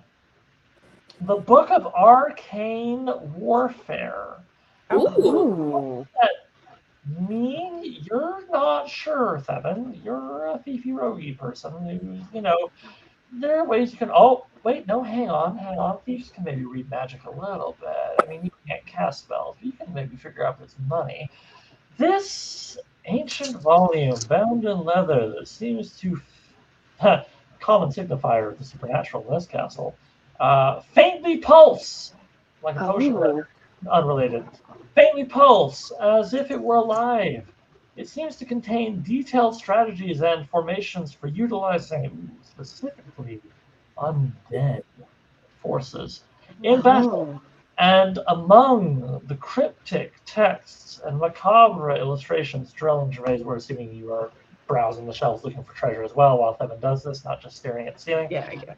Among the cryptic text, and macabre illustrations, something does stand out. There's a page where your French isn't great, and mine's worse, to be honest. I'm a very bad Canadian. I could order a large fry for you here, but instead I'll just read the English translation here, which is summon skeleton army. Ooh. So, you know what, Theven? The bold succeed in this life. Do you want to read it? Yes. All right, Theven. So you read it, and just let's presume I had a bunch of cool Latin words prepared for this. Absolutely. Latin words, which are just skeleton 17 times, but it feels cool. Right. And Forum ipsum. Yeah. Forum ipsum generator 2,000 words. Upon reading the spell, you feel an eerie, almost imperceptible shift in the air. A foreboding, you could say, ripple through the fabric of, dare I say it, reality. However, the true consequence of your action will become chillingly apparent later. Whenever you leave the castle, please remind me you cast Summon Skeleton Army. Sick. That's awesome. So, with all that said and done, a little bit of humor from the peanut gallery, we are now going to say that, Thevin, you feel very clever and smart, but you're not sure why. And we're going to cut over to Father Gervais, who hasn't done anything for a hot minute. You look at some text and you're like, you know what? I would need years to really figure out what's worth a damn here. Maybe we should move on. It's probably like the feeling you're getting. Okay. My lady, shall we continue? Yes. I do not know exactly what was in this book, but it felt bracing. It feels very powerful. I think perhaps I will keep this book. I mean, obviously, if it is cursed, perhaps you could take a look at it at a different time. But we should just take it. Sir Thevin, take caution. You are quite close to the Veil of Death. I cannot stress enough, it is unlikely you will encounter this, so remind me at the end, we're winding down, what exactly Thevin just did, because it's fucking great, but for now we'll keep it a secret. So, all that's said and done, it sounds like maybe we have agreement that the library has been fully enough explored. Jirel, you certainly are like... Yeah, really I'm good. like ready to go. So, once I'm done, you can pop back out into the hallway, at which point you have two choices. You can go right and go back to that door you passed and see what's in that one, or you can go left to a T-junction. What would you like to do?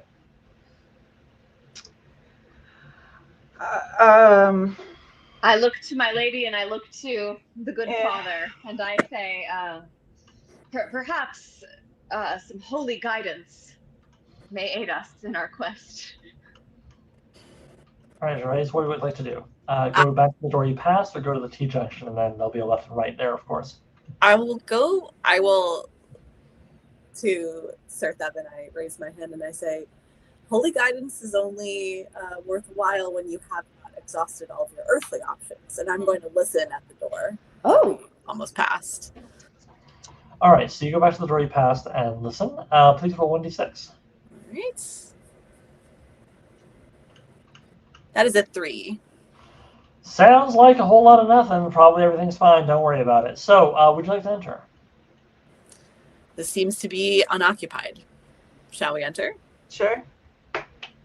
So does that mean, Jirel, you're pressing forward, or are we leaving Jirel to bubble on in? I will take. I have been recently healed up. I will open the door. If there's like a pit trap or a floor trap, like Father Gervais is very well. I'm happy to serve as your holy shield, my lady. I'm okay. I mean, right. Sure, I hear that, but I don't think Jirel would allow. I don't think that. I agree. I good role playing. So, Jirel, could you please roll a d10 for fun and profit? And looking attractively backlit, I must say. I guess that's a 10. Nice. Yeah. Very pleased. So, Jirel, guess what? We're gonna drill down into another table. Roll a d6. Ooh. Probably a 2.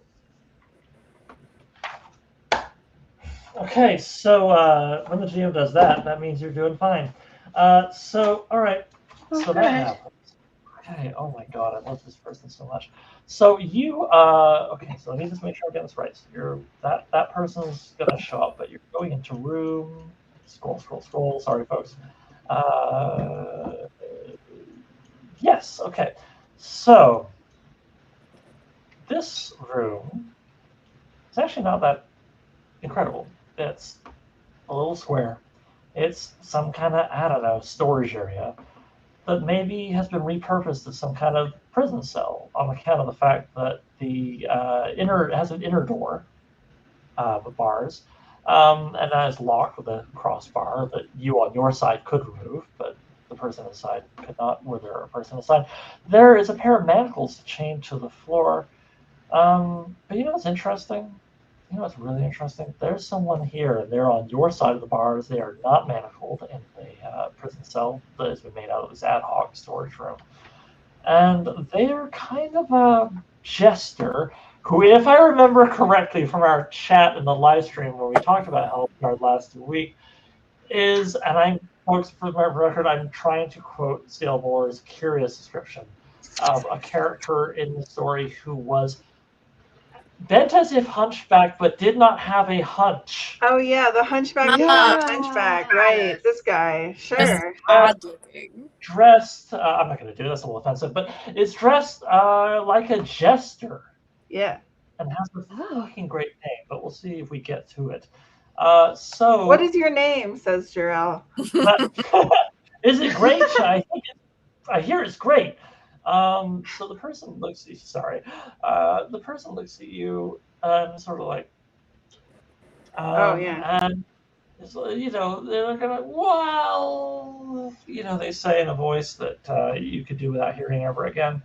They go, well, they call me Gribblegast. Oh. What is up, Gribblegast? A fine name for somebody, probably.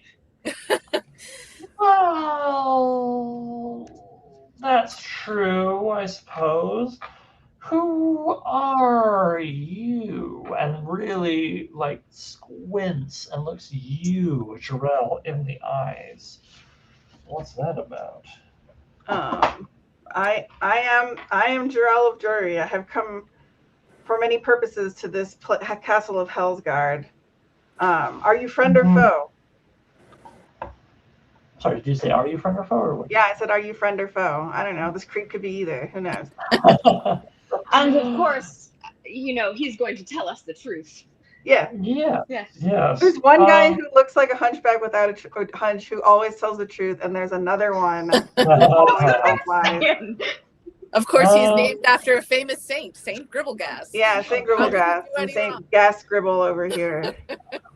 He's gribbling his gas. All right, so he looks at you, shaking his gribbles. I don't know. And he goes, "Well, now this is a tricky spell to roleplay, but I think I'll trust you, Molly. I like this novella you wrote. I'll trust you in this scene. Molly, I would like you to look at your spell save number. Yeah, it's But 14. also, it's 14. Okay, good to know. What is your intelligence? You know, Jirel's defining trait. 13. That seems very unlikely. Yeah, I have that's 13 intelligence. Well, I mean, Jirel's experienced, so I was like, I'll give her a +1 modifier. Yeah, thanks. Remember, as we agreed, actually, when we were figuring out text for the crowdfund, wisdom is her. Yeah, you're right. Wisdom is her lowest stat. You're right. Smart. You're right. Her wisest. And as a result, I will give you a +1 when you roll a d20 to try and get, I guess, well, it's going to be 14, but that'll be 13 or higher. As Gribblegast says to you, oh, with this oily voice that you shouldn't find charming, but maybe you do. Oh, only friend. Always friend. Oh, gross. I don't like this guy. Oh. I also rolled a 10, so maybe I do like this guy. Like, So I don't like taking away player agency, but at the same time, charm person, mind control, and so forth are fun spells. So for the time being, Jirel, you do not have to lean hard on this, okay? You don't have to like go way into the deep end of the pool. You really don't. You can be even a little skeptical, but at the end of the day, you've heard what this Gribblegast has to say, and you know what? You know, your mother always told you, you know, don't look at gas in the gribble. This guy seems not like you want to, you know, invite him to your wedding, but he seems okay. he seems chill. He seems chill. So that's your take. He says, he "Yeah, seems I'm chill," good." says Jirel to her companions. I think we can My trust lady. him. My lady, of course, as ever, you are an incredible judge of character. Very wise is Our Lady of Joiry. That's right. And unfortunately, hierarchy can undo things. All right. You know, don't surround yourself with yes women. I don't know. Anyway, so Jirel, we'll see if you navigate this well. But Gribblegast has somewhat charmed you, it would seem. And Gribblegast says, all right, Jirel. And he kind of comes up to you and says, just let me check something. You've come through the swamps. There might have been an illness. And, his fingers move real normal. And I mean, he doesn't lay them upon you, though. Don't worry. This is the black flavor of creepy. But it's like he's just kind of doing this. And you're like, why is he got to... And he kind of leans in. And he gets real close. And I'm not going to get that close to my webcam, but, looks that close. And he looks right in your leonine yellow eye and ponders it for a moment. He goes, yeah, I think you're going to have to meet Alaric. Would you, he then steps back with great theatricality, would you be willing to join me, and to follow me, to the appropriate chamber? Now, I'm going to say right now, Jirel, you may be a little charmed. You are, let's be real, likely to say yes, although I don't want to take away your agency as a player. You could try to fight this. I feel like that's why I came here. Yeah. Right? I'm caring about treasure, but there's this guy named Alaric, apparently, and apparently he's the boss of whoever's visiting. So that's interesting. To finish my thought, and then I'll toss it to you. Father Jirel and Thevin, you are 100% not charmed. This guy looks extra creepy. You do trust your leader, but, there's multiple points of input here is all I'm saying. So please don't feel like you have to go along with what Jirel does. All that said now, Jirel, would you follow me, Gribblegast, to Alaric chamber? Yeah, absolutely. Please lead on, Sir Gribblegast, the trustworthy. This seems like a great idea. Seven leans over to Father Gervais and says, perhaps a little word to your guy upstairs there, just in case Gribblegast is not fully honest. Sir Thevin, have you ever known a situation which Our Lady could not wiggle out of? Yeah, you're right. She does have a very pleasing wiggle, I must say. Oh dear. So Jirel, Gribblegast leads you back, actually. You do not go deeper into the castle, as you may have suspected. You go back. Thevin, you go back. Father Gervais, you float back. Gribblegast seems unperturbed by your situation. And you go back, and you go back, and you go back, and you go down the stairs, and you go down the stairs, and you go past the sanctuary. Thevin, you still kind of look inside like, I could have gone better, but... And I'm saying to Thevin, I usually don't hear anything about these wild adventures. She just comes back with whatever item she went to go get. Yeah, it's true. Well, and now you have imbibed a substance and you are floating. Honestly, it kind of rules. Yeah. If we use the vernacular of our time.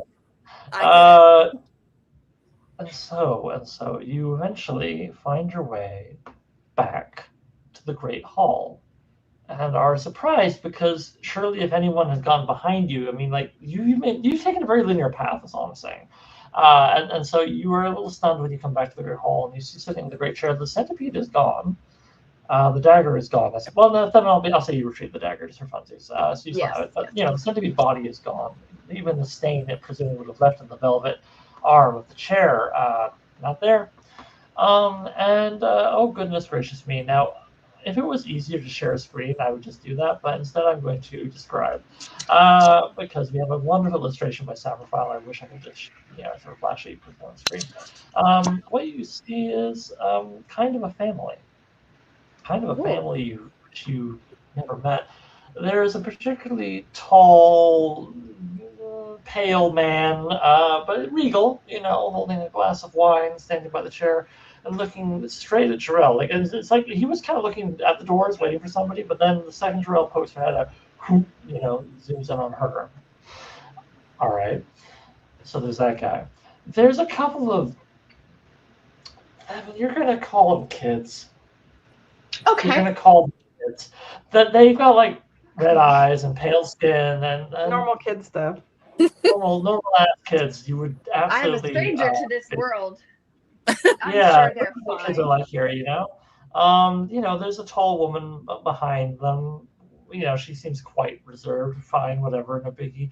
Father Gervais, you do notice that there's another more dark-haired woman standing kind of just behind the shoulder of the tall guy, kind of behaving like maybe a wife, maybe I don't know, maybe a very attentive servant. You don't know.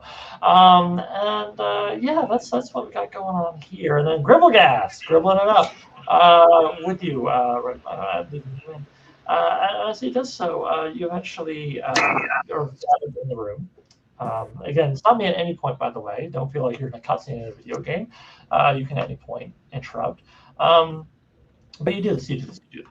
You're in the room. You're in the chamber. The fire is still going strong. The stain's still over there, and but nobody's standing in it.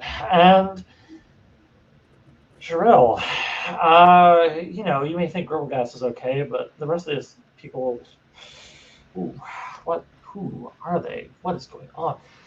Well, the head fellow, we're presuming by his height and proximity and real manner and wine glass, looks at you, specifically Jirel, and says, "Greetings. I am Alaric." Jirel, we're glad you joined us tonight. We see you brought two friends. Canonically, you come on your own. We're a little confused by that, but we'll, that's fine. That's fine. We can adapt to this. We got tired of being side characters. Yeah. We're bringing our main character, or all bringing our main character energy to this adventure tonight. Yeah. I've heard about it. It's a potent sorcerer. And he goes, well, anyway, Jirel, we're most intrigued by you being here. Let's be honest. You gestures at Bevan, who's probably still kind of holding her guts in both sides. And, I see you've been in the larder. Father Gervais. It's merely my holy soul. Yes, everyone gives you good luck with all that, kind of. It says, Jirel, there's a great treasure in this castle, you may have heard. In fact, I suspect, please be honest with me, you came here for it, right? You came here for the great treasure? That I did.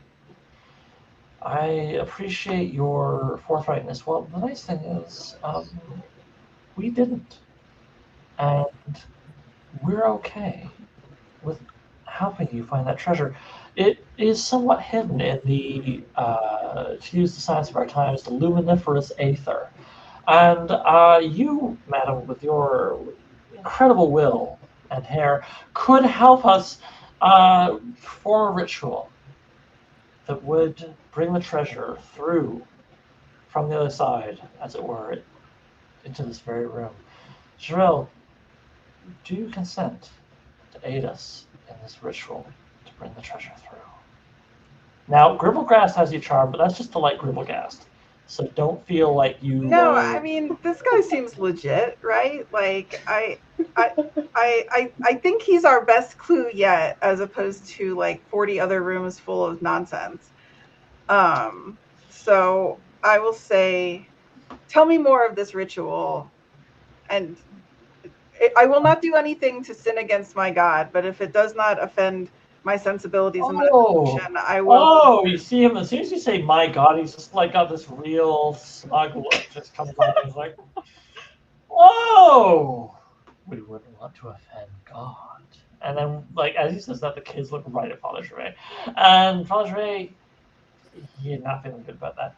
So, we would never offend Yahweh.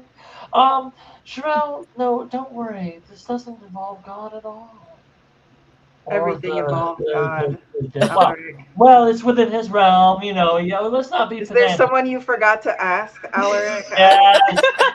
Again, beat me to it with the, So, I consent to the ritual. Anyway. So, with all that said and done, Jirel, Molly, author of Fire, do you, under these 3 titles, consent to the ritual? Yeah, sure. Why not? I'm here. Does not involve any weird hand stuff. Okay, so The ritual is performed, by which I mean. Can I hit her with the protection from evil before she goes in? Ooh, that's an interesting choice. I'm going to say this, all right? The family, who Alaric makes it clear, his last name is Mortiperi, which may ring a bell if you have very good memory tonight. Alaric Mortiperi and the other family members invite you to the center of the room, gather in a circle around Jirel. At which point, Father Gervais, if you wish, you may try to cast that. Now, I'm going to do it. I'm going to do it. I'm going to be that guy. I'm going to check the rules. Do it. Check. Can Circle Protection from Evil be cast on someone else or only the caster? Oh, good question. I regret to inform you, it at level 1 only protects the caster. Okay. So fair question, super fair question, but according to my adorable little hardcover here, it does not affect anyone else. Well, I do give her my blessing, and when I'm holding her hand between mine, I slip her one of my vials of holy water. Oh, nice. I see it. All right, just in case. All right, so Jirel, you have that added to your inventory. Now, what ends up happening? The ritual's actually pretty quick. It only takes about a minute. And there's some chanting and the braziers around the edge, braziers, whatever. Flicker, flicker, flicker, flicker, out. It is completely dark in this room. Jirel, this is not a big deal given what a beefy lass you are, but I'm going to roll a d4 anyway.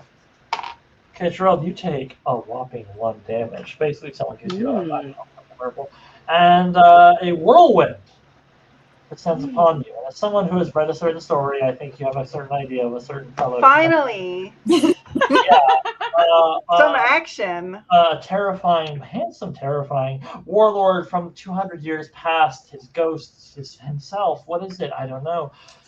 Descends upon you, and Jirel, a little counter to actually how things go in the thing. We're not going to roleplay a forced kiss. That'd be rough. What instead is going to happen is you vanish from the room. That's one kiss. Before, as the light is giving its final flickers, you absolutely see this like wind, this dark silhouette of some big warlord guy, something grabbing Jirel vanishes. Oh no!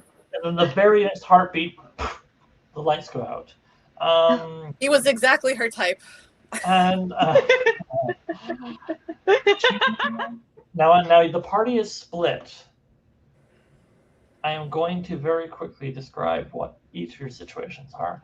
Now, Jirel, you are somewhere else. You don't have a light source on you. You don't have a light source in the room. I mean, you could be on the fucking room for all you know. I will say this chamber, I'm going to call it for the sake of knowing it's enclosed. This chamber is damp and cold, and very quickly you realize from what your feet are kicking up against, the floor is littered with skulls and bones. You know too well what they sound like when you kick them around. There maybe is other stuff in the room, but you're going to need to take time to investigate that. Hands, like this. Although if you have a flint and tinder and torch or lantern, you could. No, I surrendered my lantern. All right, so that's what you get for trusting and helping your friends. Yep. So as a result, you were in the dark, and we can investigate that a little later. What we're going to first do, though, is we're going to smash cut back to Father Gervais and Theven.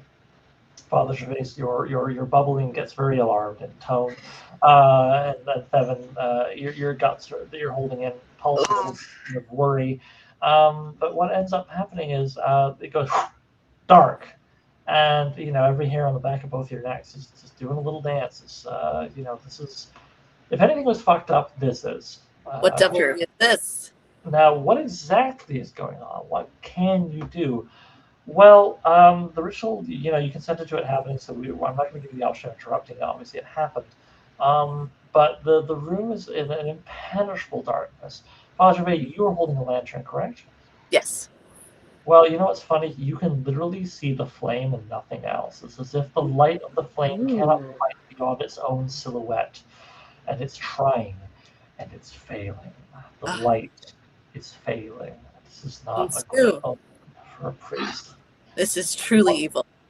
But what really surprises you, Theven, this sound is a little more familiar to you, although Father Gervais, you'll figure it out in another 10 seconds kind of deal. But Theven, you get a little leap on this. Seven, you are known for being a consummate flirt and lover, and as a result, you, 10 seconds before Father Gervais, realize you are hearing a swoon. And what you hear is the full body, full room, full family swoon of the Monteperis, I guess, all swooning and falling gently to the ground. Oh. Sleep. And it's almost charming, if not for the fact that this is fucking bonkers. And Yes. on top of all else, to your surprise, you hear, "What is there?" echo out from the room. And it's I definitely don't know. it's definitely not the voice of Alaric. Probably not the women of the children. So, huh? All right. So what are we going to do here? I'm going to say Jirel and Theven, since you got the slight drop due to your swoon knowledge, +3 swoon knowledge. I would like Jirel and Theven both to roll 1d6 and tell me who gets that higher number. If you get a tie, just reroll.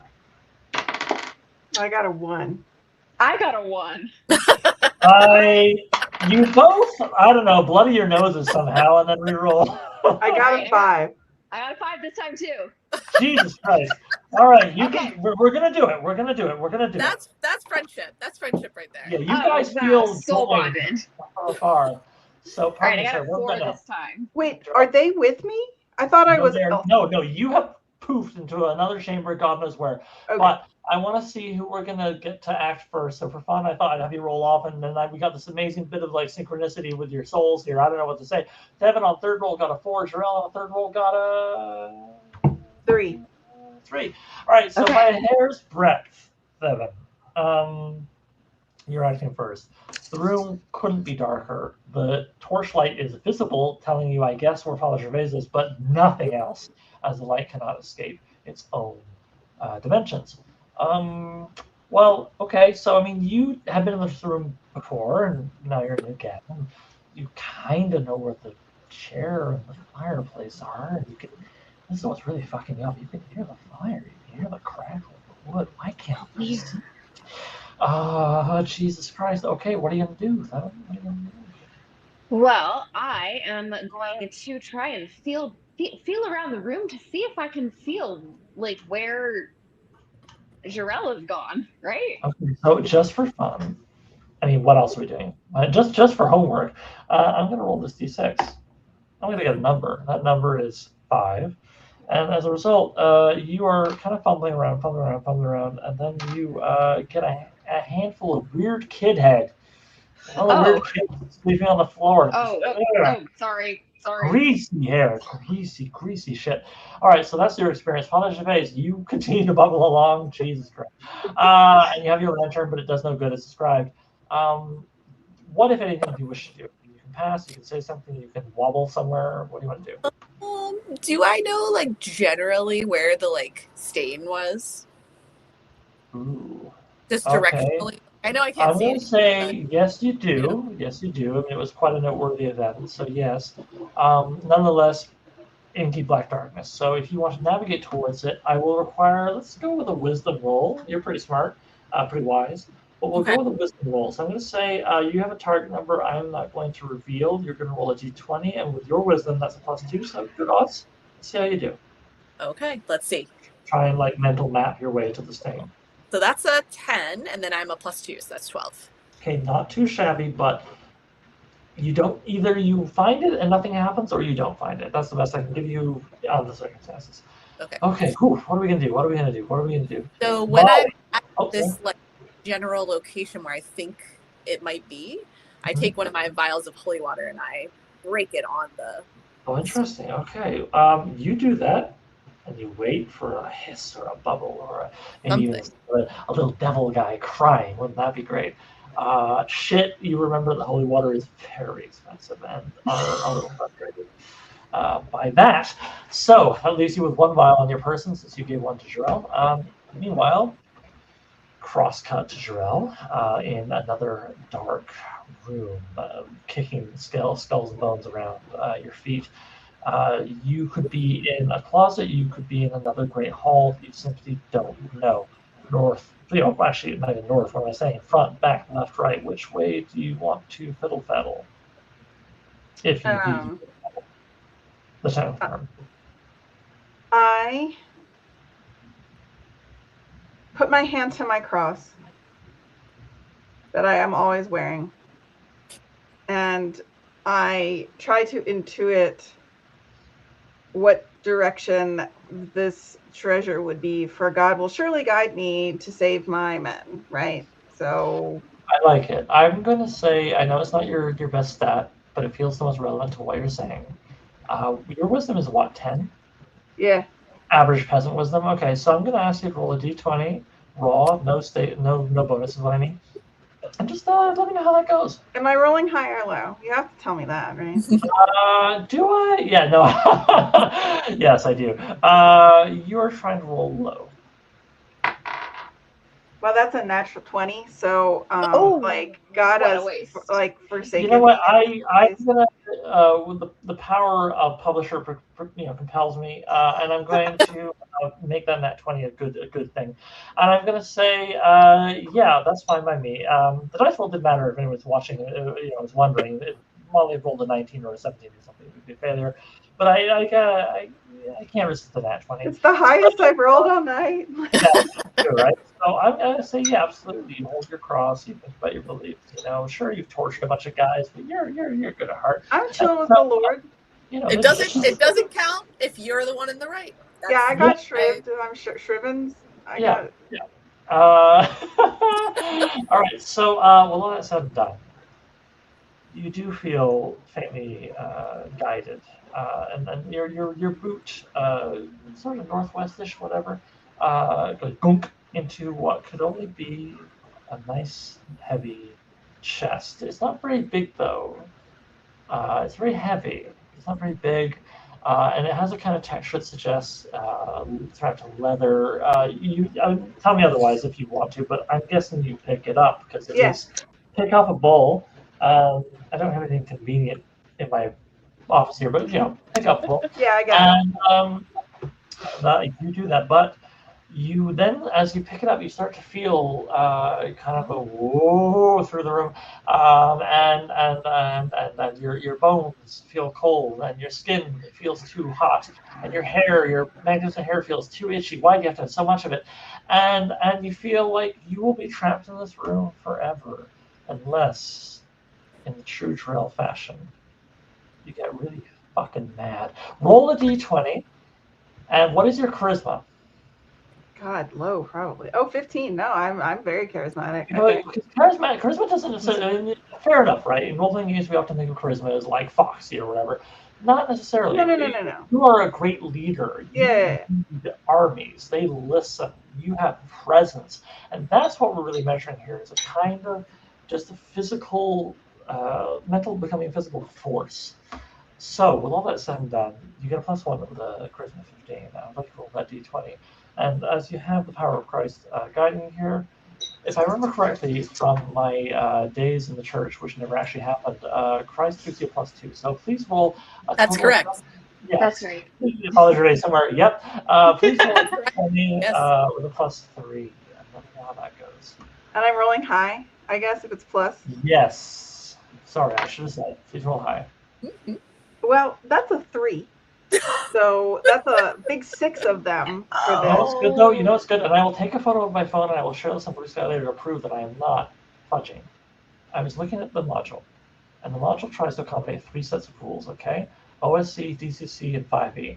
Now in DCC, which I was foolishly looking at because I tend to run DCC, you would be trying to get high.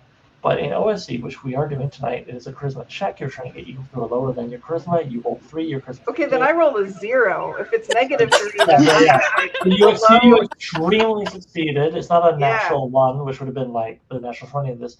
But again, folks, I'll take a photo. I'll put on Blue Sky later. I'll prove I am not fudging because fudging is boring. You can fudge. It's fine. But no, I can't. I have a code. It's all an illusion. Man's got to have a code. Sorry, and we got a wire code in. Why not?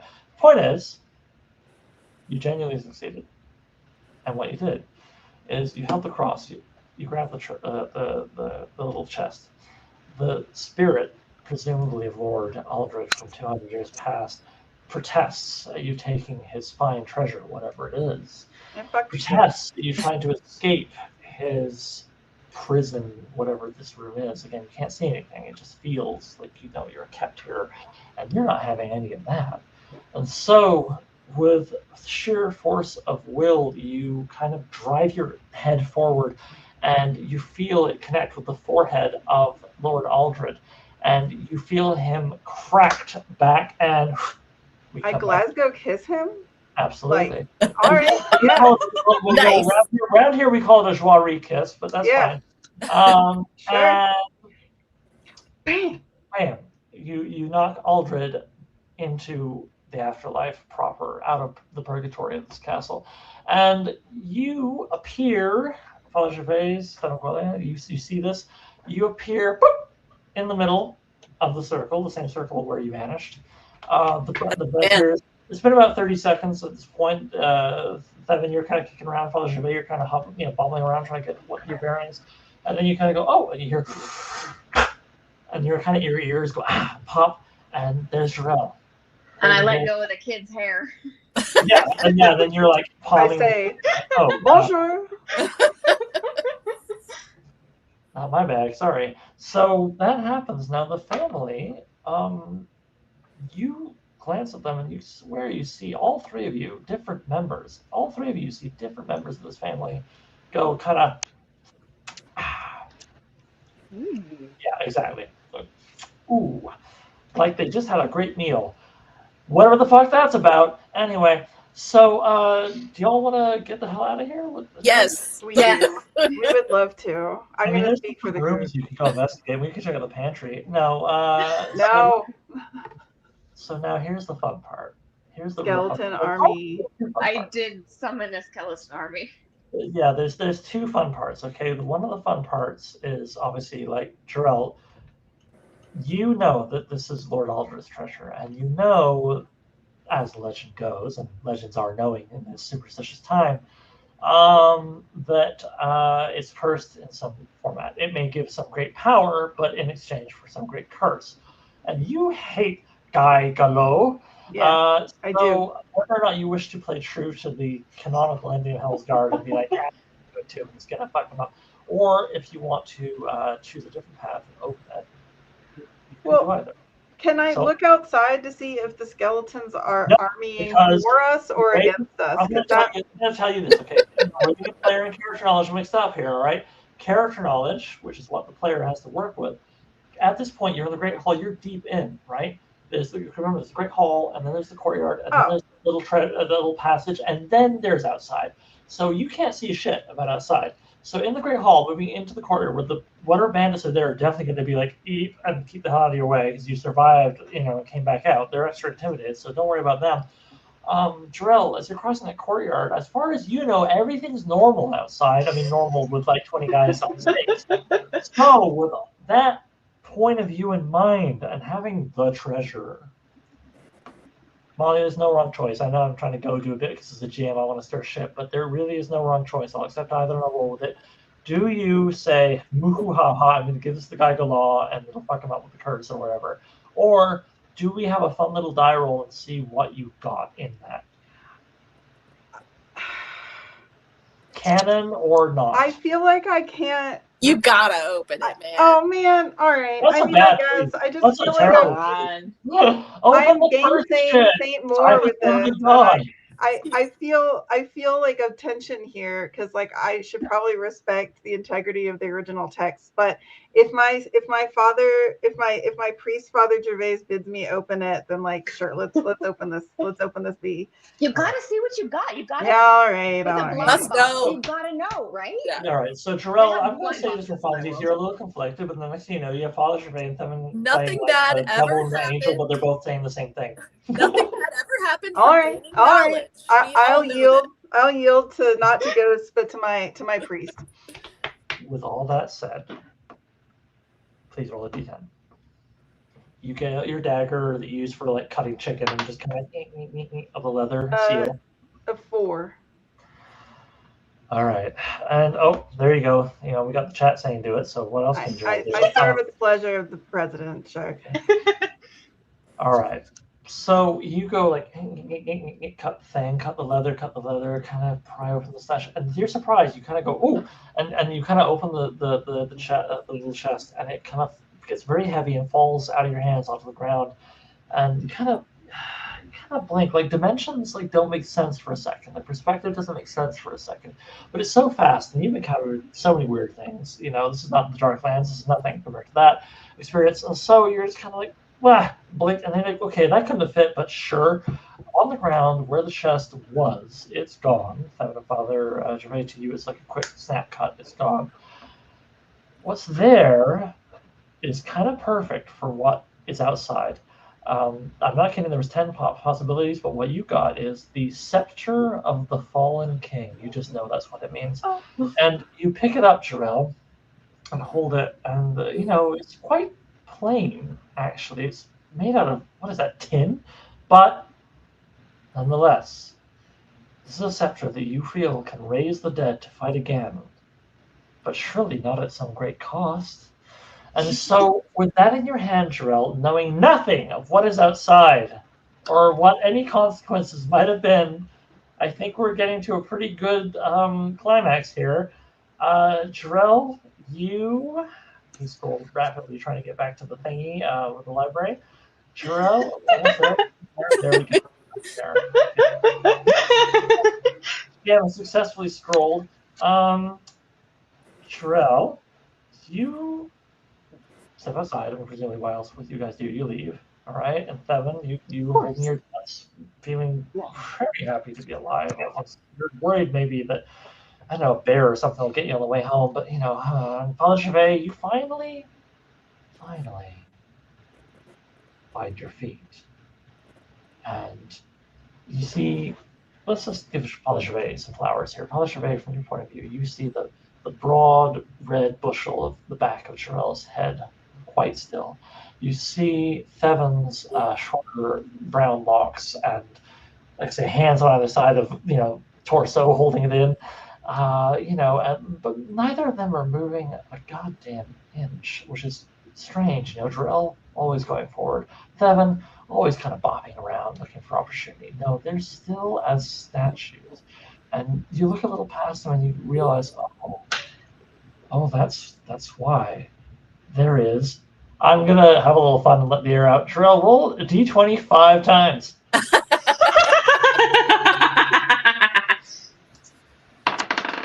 Well, there's a variable amount of something terrible ahead.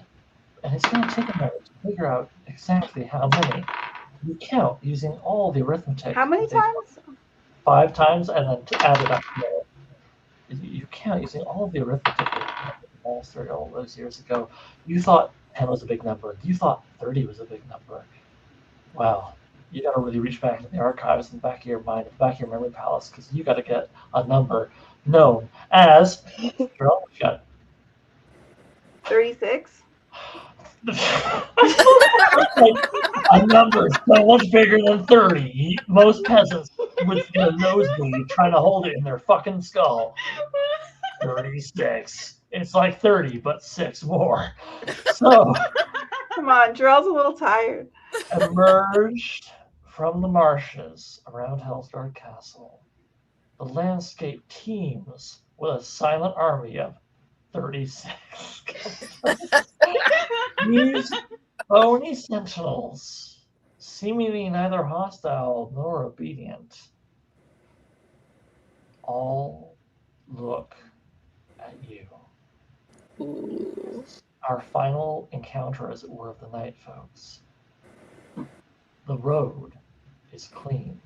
The skeletons stand on either side. All 36 of them. Jirel, you've seen armies. You've sacked kingdoms. But have you seen 36? I'm not so sure you have. So what do you do with more skeletons than vegetables you've ever eaten? What are you going to do? Are you going to pass through? Are you going to interact with them? Are you going to go back in the castle? What are you going to do? Can I use my scepter to command them to go fuck up the guy, and get my men back? Yeah. You had a 1 in 10 chance of getting something that could actually interact with these skeletons directly. Everything else was something else. But no, you got this. And earlier, Evan read that book, cast that spell. And so what else can we do except end canonically what I will refer to as Hellsgarde 2, better Hellsgarde, Hell yeah. more Bushi.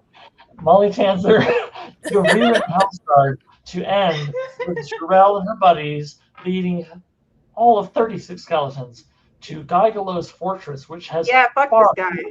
6 soldiers, where you absolutely plunder his castle, free your 20 men. Holy shit, you've got 56 soldiers? When in the history of mankind have there ever been 56 soldiers?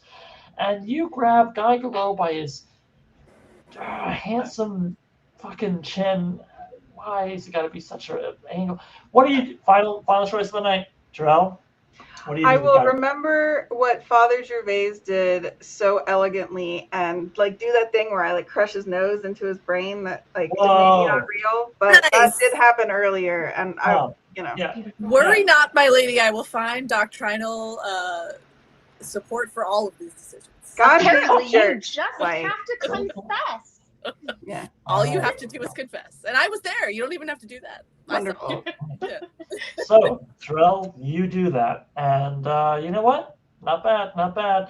All right, folks, everybody levels up to 1,000,000 levels and wins forever. And I gotta say that was really fun. And tonight I didn't know how this was gonna go. I didn't know he was gonna get smoked by monsters in the first room. I would have told you that's old school role playing. You just see where it goes. And I'm really happy that again, no joke, didn't fudge a die roll. Evan, you were that close to death. Genuinely was going to be like, sorry, and let's see where Father Gervais and Jirel go.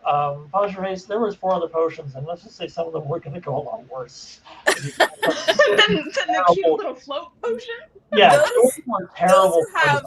Those who have roleplay with me before know that I am going to drink the potion. It's just, it wouldn't have mattered.